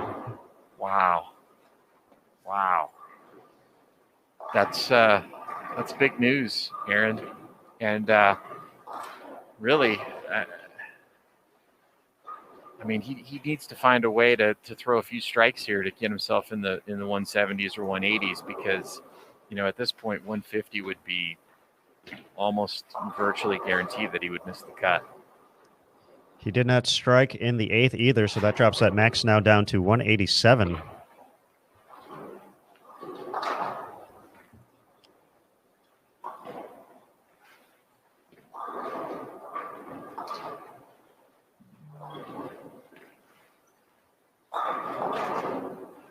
It's a crazy game, Aaron Smith. It's a crazy game. Certainly is. And JT, we talked about how consistent Francois has been, and the first time I catch him, at least this entire tournament, he's going to have his low game. Well, it seems to be our fate as commentators. But I do think he's probably getting a look at some different options. I think he's reached the point in the event where he can start to look at some different things. So without, you know, going too crazy with what he's doing, I think he's looking at some different options. But yeah, certainly in a solid spot here, and strike on the fill for 182. So once again, not shooting yourself in the foot with a 150, 160, anything like that. Developing story on 31 and 32. Chris Martinez, who entered this game at minus 99 in 95th place, has a chance to shoot 278 with the 9th and 10th left to go. So that just talks to the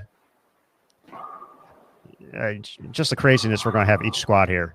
It is going to be a roller coaster from game to game to game. Yeah, and that's the interesting thing. I mean, and if we go back to the Belmo conversation, you know, there are some scores out here in individual games. You know, it's very rare that anybody's stringing together a bunch of big games. But you know there's a 260 out there. And so, you know, that has to play into your decision. And you know, basically, as we get into the last game, everybody's going to know what they need if they still have a chance. And you're going to see some fireworks, and that's why cut day is always exciting. 175 for Bill O'Neill, so he's going to be in jeopardy. Similar situation of needing to bail out a strong game in the finale. Taking a look, mentioning the ups and downs, we talked about Stu Williams kind of making a nice move toward the top of the leaderboard, plus 112. He is having some struggles this game on 55 and 56. If he spares in the ninth frame, best he can get to is 159. So it's probably done enough not to be too overly concerned. But as you said earlier, bowling, man, bowling. Yeah, I mean it's crazy. He's in a tie for 8th with 2 to go. He shoots 140 here, and he needs to shoot above 150 the last game. And you can go from 8th with 2 to go to missing the cut, which is scary.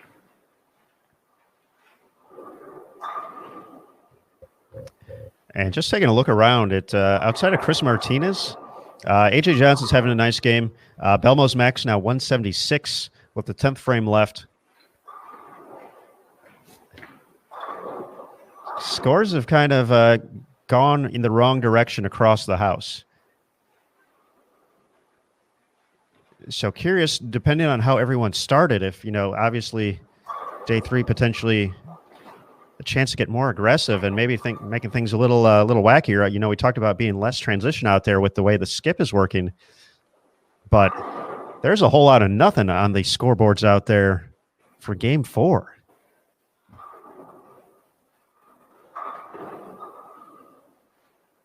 Two-teen by Nick Pate.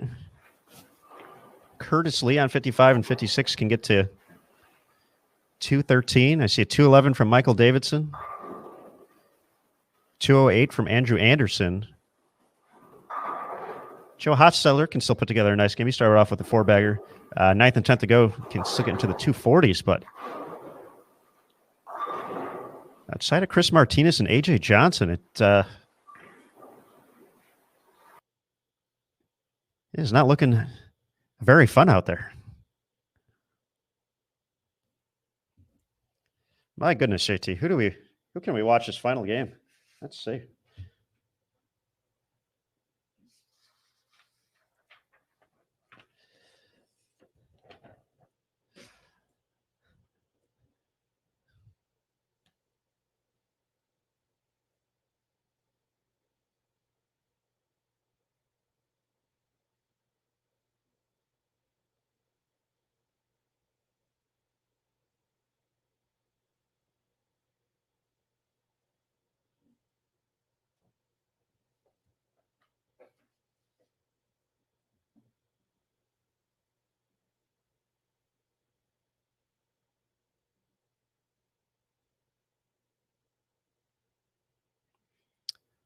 All right, folks, we're going to head on over to another pair, so bear with us here for a quick second. Just a quick hop into the Bowl TV studio. Good morning. We hope you're doing well. Good afternoon, perhaps. Still hanging on to the morning here, and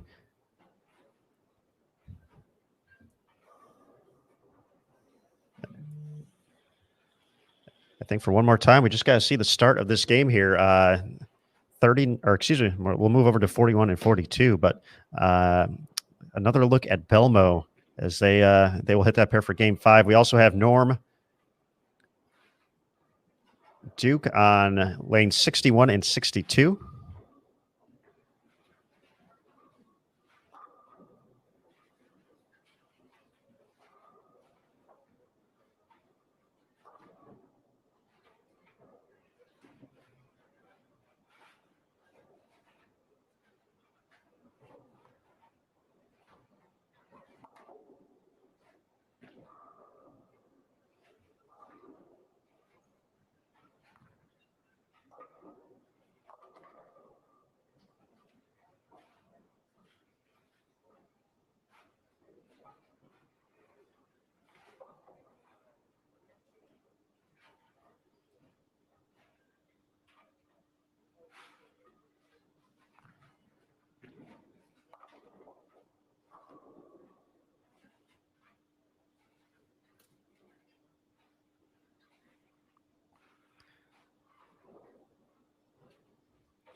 Some good discussion going on in the chat, so we certainly appreciate it here on Bull TV, folks.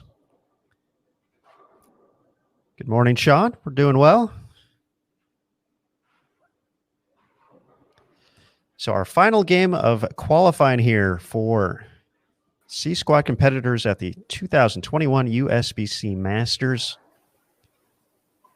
Norm Duke had moved into the lead after game 3 of this block.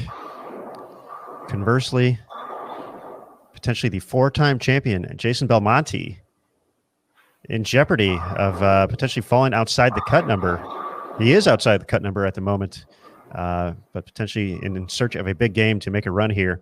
JT, we have Belmo on 41 and 42 coming up next. So I think we've talked about it so much this block that this is a pair to go to see what he can possibly pull out of the bag here to sniff the cut. Yeah, as in the immortal words of Apollo Creed, this is it, man. We're gonna get to watch one of the greatest bowlers of all time needing a big game to make the cut at a tournament he has dominated more than any other player in the history of the sport, and see how he handles it. Of all the Apollo Creed lines, that was the one? I thought it was the most appropriate. Hey, all right, it worked. But I wasn't even know where it was going to go in there. But there were so many great Apollo Creed lines. But it is fair. It does play. So minus 73 now for Belmo. AJ Johnson gets to plus 101. Andrew Hall, after the strong start, he got to minus 22. Unfortunately, these last 2 games has gone the wrong direction. Minus 114, and Jeff Poston joining us. So let's go full screen here and see what he has. The 4-time champ. Can he make a late run here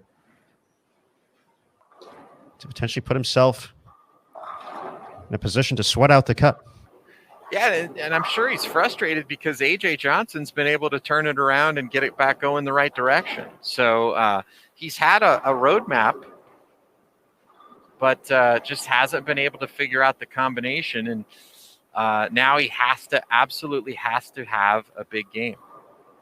But over the history of this sport, how many people have there been that have bowled more big games when they need them than Jason Belmonte?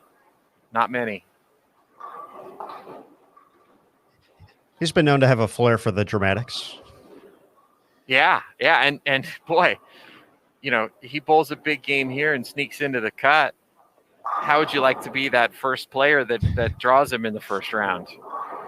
It's like, great, he was almost out. We didn't have to worry about him, and now I got to bowl him.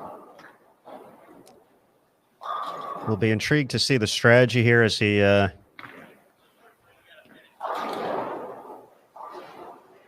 gets up for frame number 1. Once again, minus 73 now. The cut has been lingering in the minus 25 to minus 30 range throughout the course of this morning. Obviously, 2 squads left to go today. A squad starting at 4:30 p.m. Eastern. Or actually, that's A squad up second, 4:30 p.m. Eastern. And then B squad later tonight. Belmo's moved in. That's into 5th arrow. Bang. Nice shot.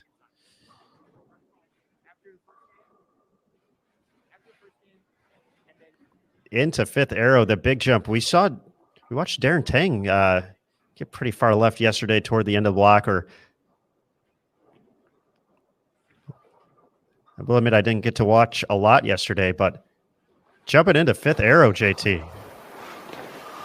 Yeah. He's got to make the big move. He did make the big move. Off to a good start. He's totally locked in and focused.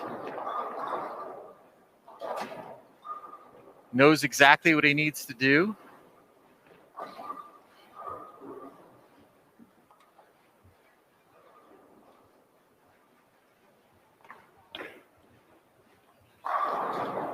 This is going to be fun to watch, especially if he, if the move that he has made and the guess that he has made gives him a good look on this pair. Couldn't get much better than the first one. Wow. Just absolutely Dead And flush just- is the first two. Yeah, just not a glimmer of emotion. Just totally loose as a goose. Just like he's leading the tournament.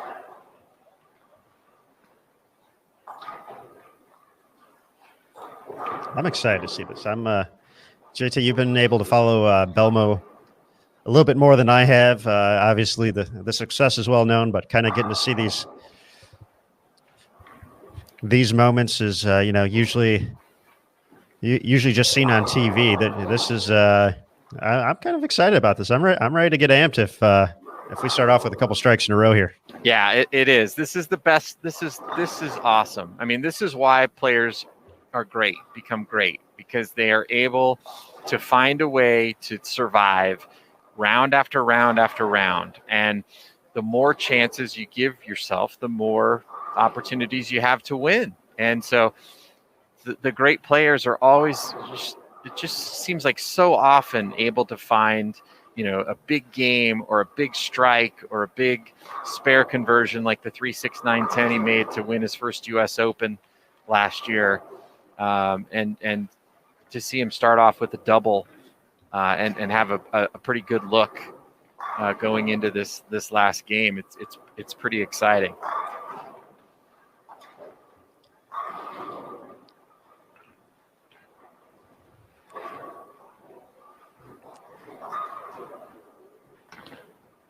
I think this calls for a fun. I think we need a good poll here on Bull TV. A Belmo final game. Now that we're going to have the opportunity to see 3 frames here in a second.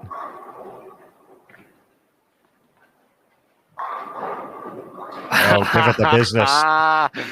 Wow.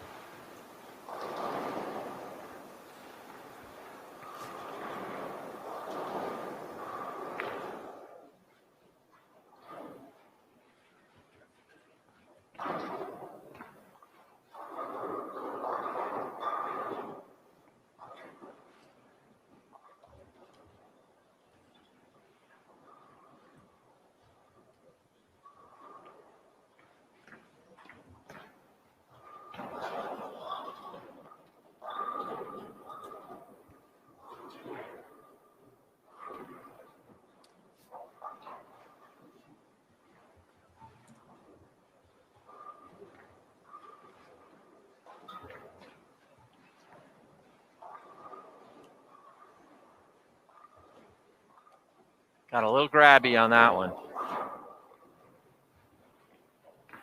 But good news is no split. Easy spare to shoot at.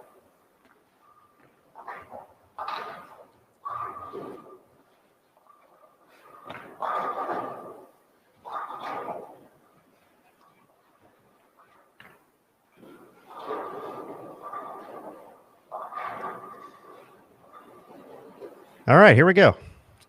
Let's do this thing. Well, good break there. And, now he knows one thing he can't do. He can't get grabby.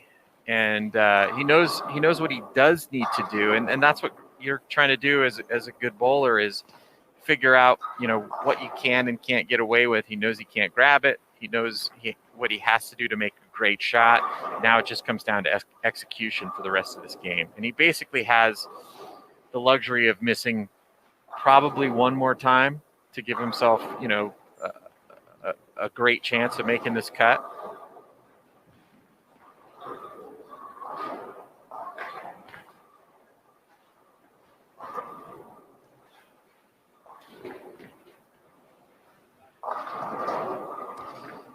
We'll have our poll results in just a second. 6 choices for Belmo's score here in the final game. AJ is going to get blocked on the 4-pin trip there in frame 4.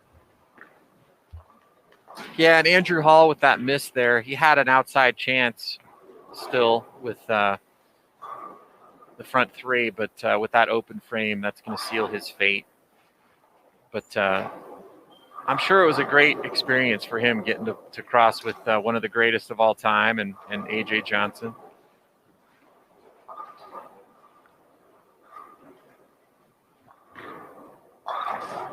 All right, folks, we got the poll results.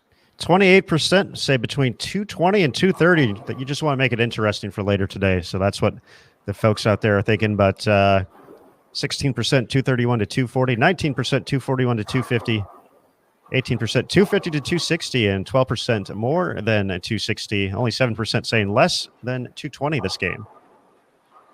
It's telling that 31% of the folks out there think Belmo's going to shoot 240 or better. That just shows you the amount of respect he has. There aren't a lot of 240 or betters out there this week.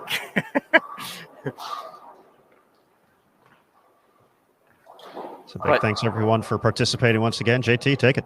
Yeah, we've just come to expect this. I mean, this guy hasn't won a major this year, and everybody's freaking out. I mean, he came pretty close at the TSC. Just pure right there. But yeah, I mean, everybody's freaking out because he hasn't won a major yet this season. But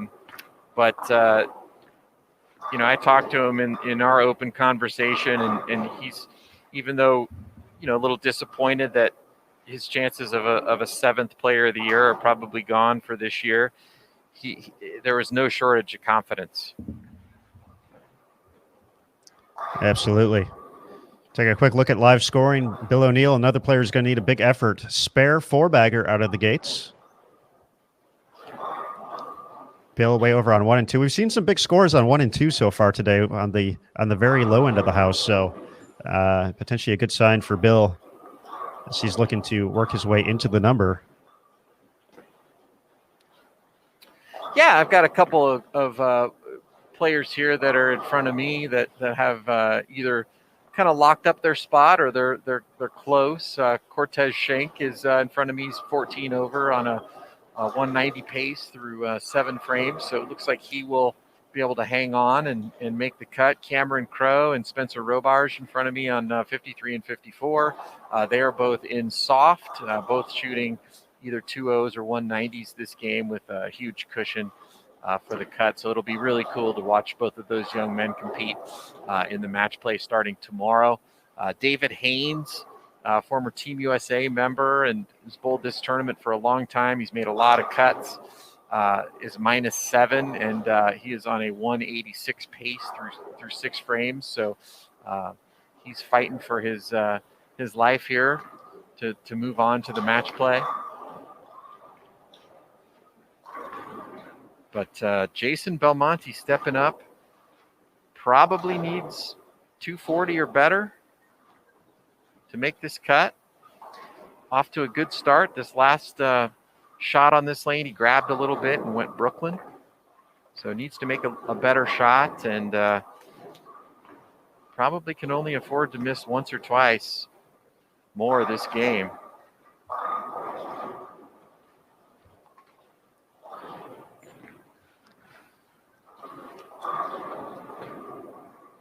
Much better shot there. Oh. Shreds the rack. Oh. Business picking up, folks. Well, this is why Belmo's so great. He made a mistake there in the 4th, and so he knows, I can't do that.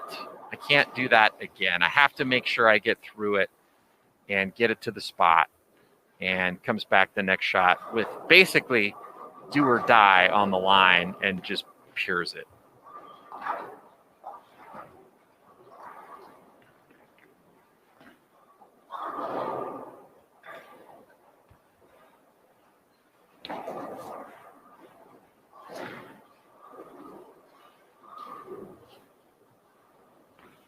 Bill O'Neill has kept it going now 6 in a row after a spare in frame number 1. Actually, a split conversion in frame number 1 for Bill.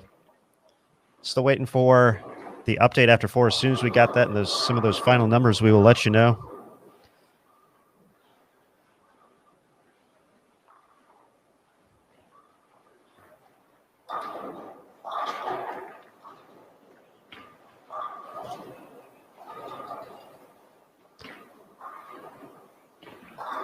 Andrew Anderson, 2018 champ. He actually ended up missing the top. He did not finish in the top 64 in his title defense in 2019, so he got the free pass in as the number 64 seed. Won a couple matches in 2019, but he's going to be into the number here. And take a hit, walk away. Man, you know, my old coach used to say, if you post the shot, you will trip the 4. And he posted that one, and that 4 knew it. It just was enough to hang it down. And, you know, Belmo, the way he throws the ball, doesn't trip a lot of 4s. He throws it so hard. You know, typically, you know, a slower ball speed with a straighter angle is the one that's going to trip the 4. But when you post it, good things happen.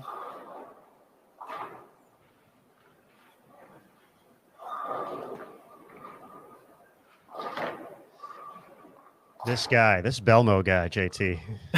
He's pretty good. And look how much fun we're having, and he's sweating this out and trying to throw these shots to make a cut. Well, what a world we live in. Yeah, you know, to quote Gladiator, are you not entertained? Good movie right there. Yeah. Good movie. Nice. That's a good bounce back from the Apollo Creed quote that left me a little feeling a little. This is it, man.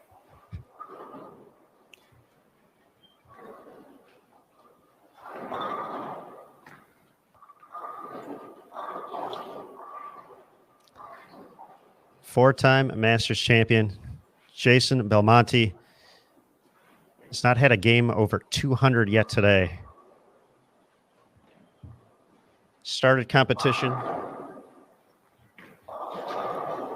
35th place at plus 18. Has dropped all the way to minus 73. Has delivered strikes on 6 of his first 7 shots here in the final qualifying game for his block. Looking to make it 4 in a row here. Trying to continue his journey. Oh, let's go. Let's go.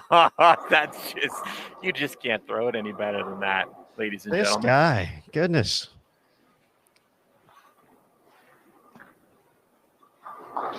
You just cannot throw it any better than that. All right. We do have an update after 4, folks. So we're going to be running that down. Let's get that up on the screen here real quick.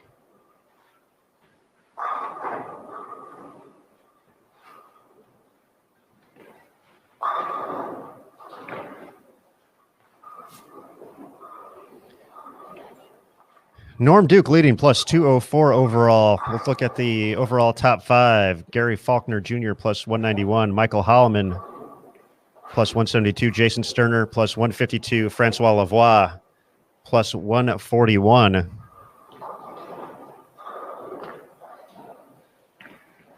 This is an absolutely, just sorry, Aaron, to interrupt. Oh, no, go ahead. This is an absolutely huge shot here. If he strikes here, he's basically in the cut.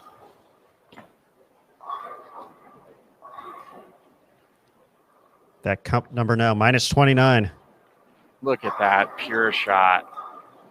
Oh, what? You gotta be kidding me. What? Walk away. Oh, man. Oh, my goodness. The man is cashing them in right here. This is crazy stuff. The cut minus 29. Jacob has fallen out of the top 64, so it defaults to 63rd right now. Richard Teese, who is on B squad and will be bowling later today. The number is currently minus 29. We mentioned Chris Martinez, that big 257. He jumped all the way to minus 42. Bill O'Neill at minus 57. Can still shoot 255 this game. So a humongous 10th frame for Bill coming up on 1 and 2.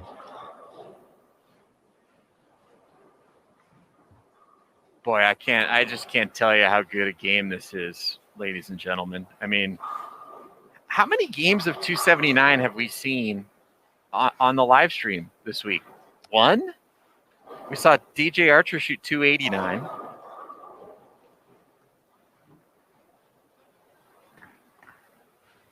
This is still a big 10th frame, because an open frame would put him in the 240s, and he would still have to sweat out the cut. But, I think no matter what he does here in the 10th, I think he's in.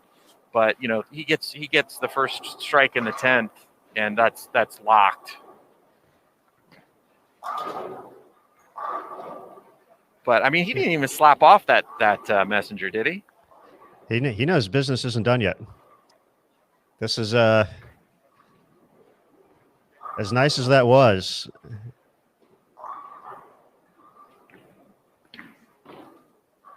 You want to have this first one.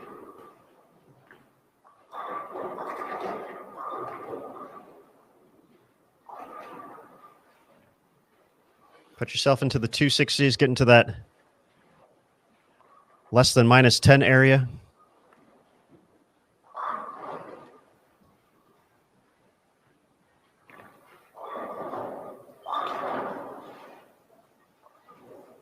And goodness, JT. Goodness. Oh, wow.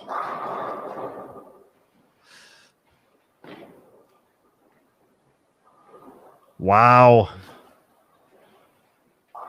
He's obviously not happy. I mean, he didn't miss by much on that. He had it going through his mind that, I can't grab it. I need to make sure I get it right. But he is the best at making this split. This could be a cut-making conversion right here. 210.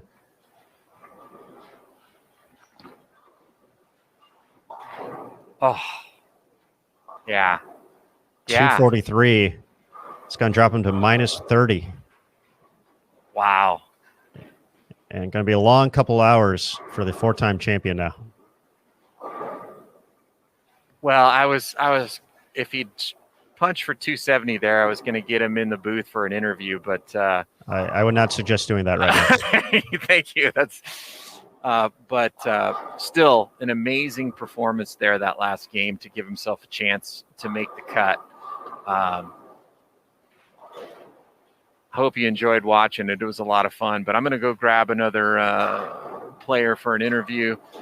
How about I'm going to let you choose, Aaron Smith, between Norm Duke and Spencer Robarge. And in the chat, you can let us know who you prefer as well. But Norm Duke or Spencer Robarge, who do we want to talk to? I'll wait to see some folks hop in there. Looks like Norm's going to be our overall leader. Spencer, where's Spencer at? I just saw him. Spencer is right in front of me at 53 and 54. He just finished with 206 to get to plus 120. So for Spencer, he kind of dropped back a little bit today. I think he was at 132 to start, but maintained and is overwhelmingly Norman Duke. So all right, well so there we go, JT. I'll go work on that. We'll be back shortly with an interview with the great Norm Duke. How about that, folks? There we go. Final few shots here. What a roller coaster, folks. And we get to do this 2 more times. A Squad will be on the lanes at 4:30 p.m. Eastern for their final 5 games. And then the big squad, B Squad, 10 p.m. Eastern.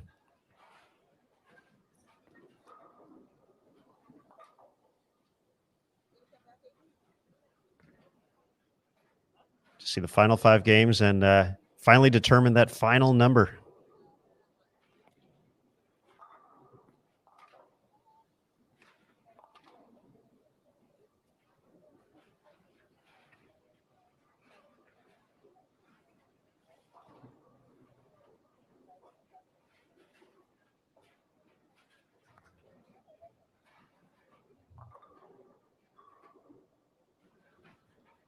couple more shots here from AJ Johnson. He is going to be advancing.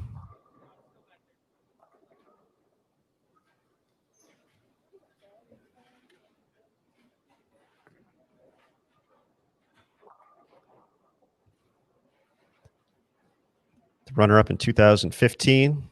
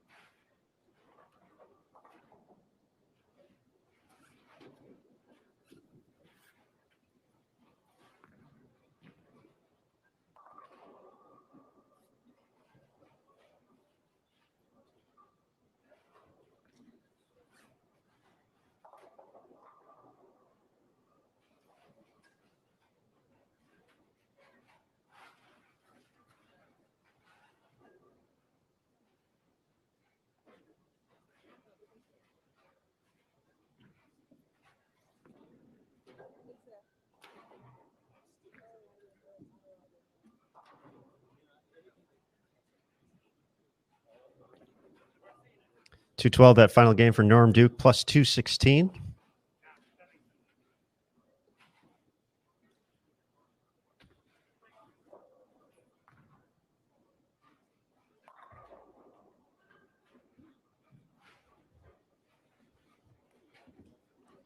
AJ back in business here to finish up his 10th frame.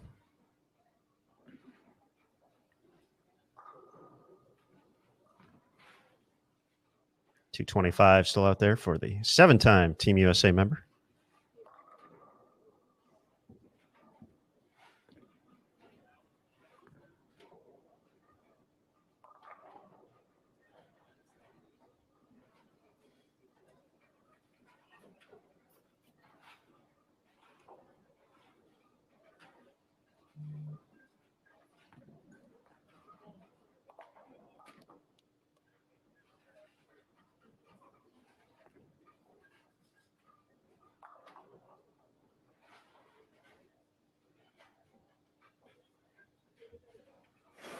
Mike Flanagan just talking to Norm, getting a quick sound bite for his vlog later today, but he's letting him know that we want to talk to him, and Norm's making his way up. He'll be in shortly for an interview.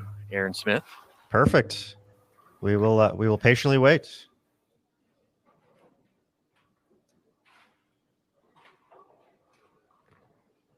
It looks like most of our coverage here is done. Looks like 49 through 52 still has some bowling going on. Couple final shots, so let's head over there for the time being as we prepare for Norm.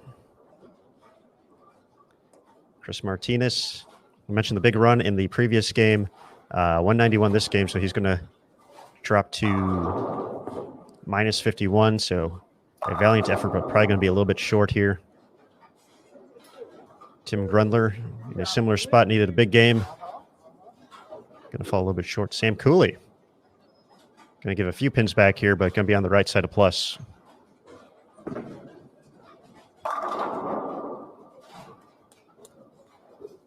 Fresh off his first PBA Tour victory.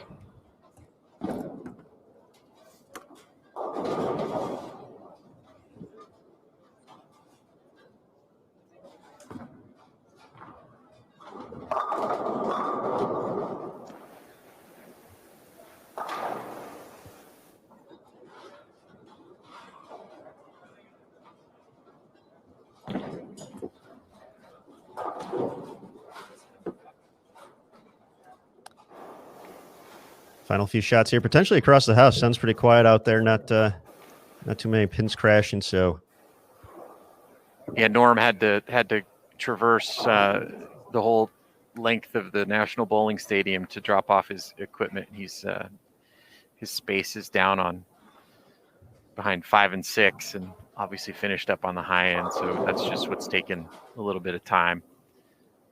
All right, JT, thanks for the update. Plus 16 should be enough for Sam Cooley here to make it to the top 64. Mr. Norm Duke coming up next. A squad qualifiers will be hitting the lanes 4:30 p.m. Eastern, 1:30 local time in Reno. B squad will wrap things up tonight, 10 p.m. Eastern, 7 local time. The excitement leading into the 64-player bracket here at the Masters. We will be giving away a Roto-Grip bowling ball a little bit later today.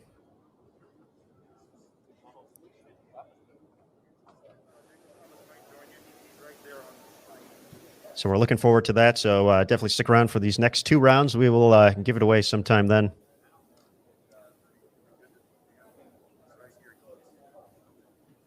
But JT, are you ready? We are ready. All right. Yeah, Norm is ready as well. Let's bring him in then.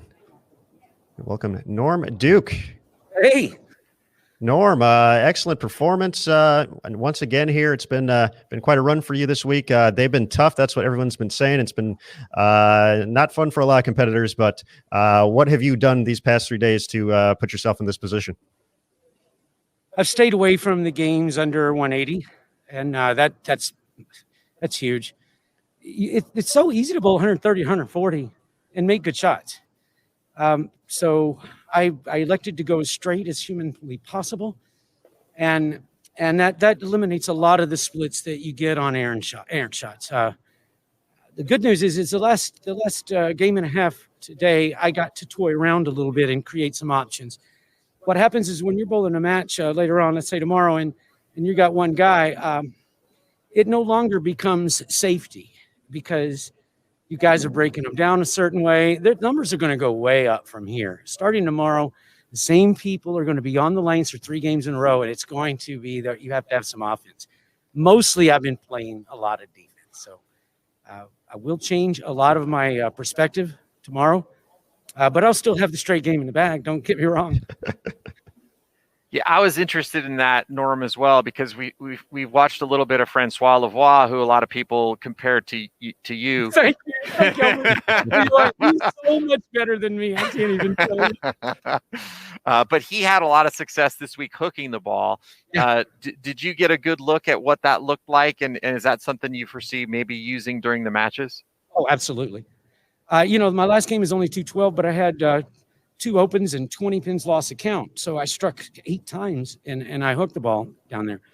So I know that there are pairs that you will have to do that. I mean, there's no way my straight game is going to beat Francois Lavoie on the last pair, for instance. So I had to have an option. That option that I saw now gives me 1 or 2 to play off of. And let's just hope I've got enough answers in the bag, because I'll tell you what, the numbers are going to go up tomorrow, because we're 3 games on the same pair of lanes. So it's going to be a whole different tournament. Now, Norm, Mike Flanagan has been joining us all week, and he mentioned during practice day that that you came up to him and you gave him a wink, and apparently you already knew something that everybody else didn't this week. So no, I winked at him because I hadn't saw him in a long time. I was saying hello. He thought I was telling him I got something, No. In fact, I was listening live when he said that, and I thought, wow, this guy's been on a long time. He's been out. He hasn't been around us in a while, There's a lot of great players, and for him to even pick my name out of that was something. Thanks. Shout out to Flanagan.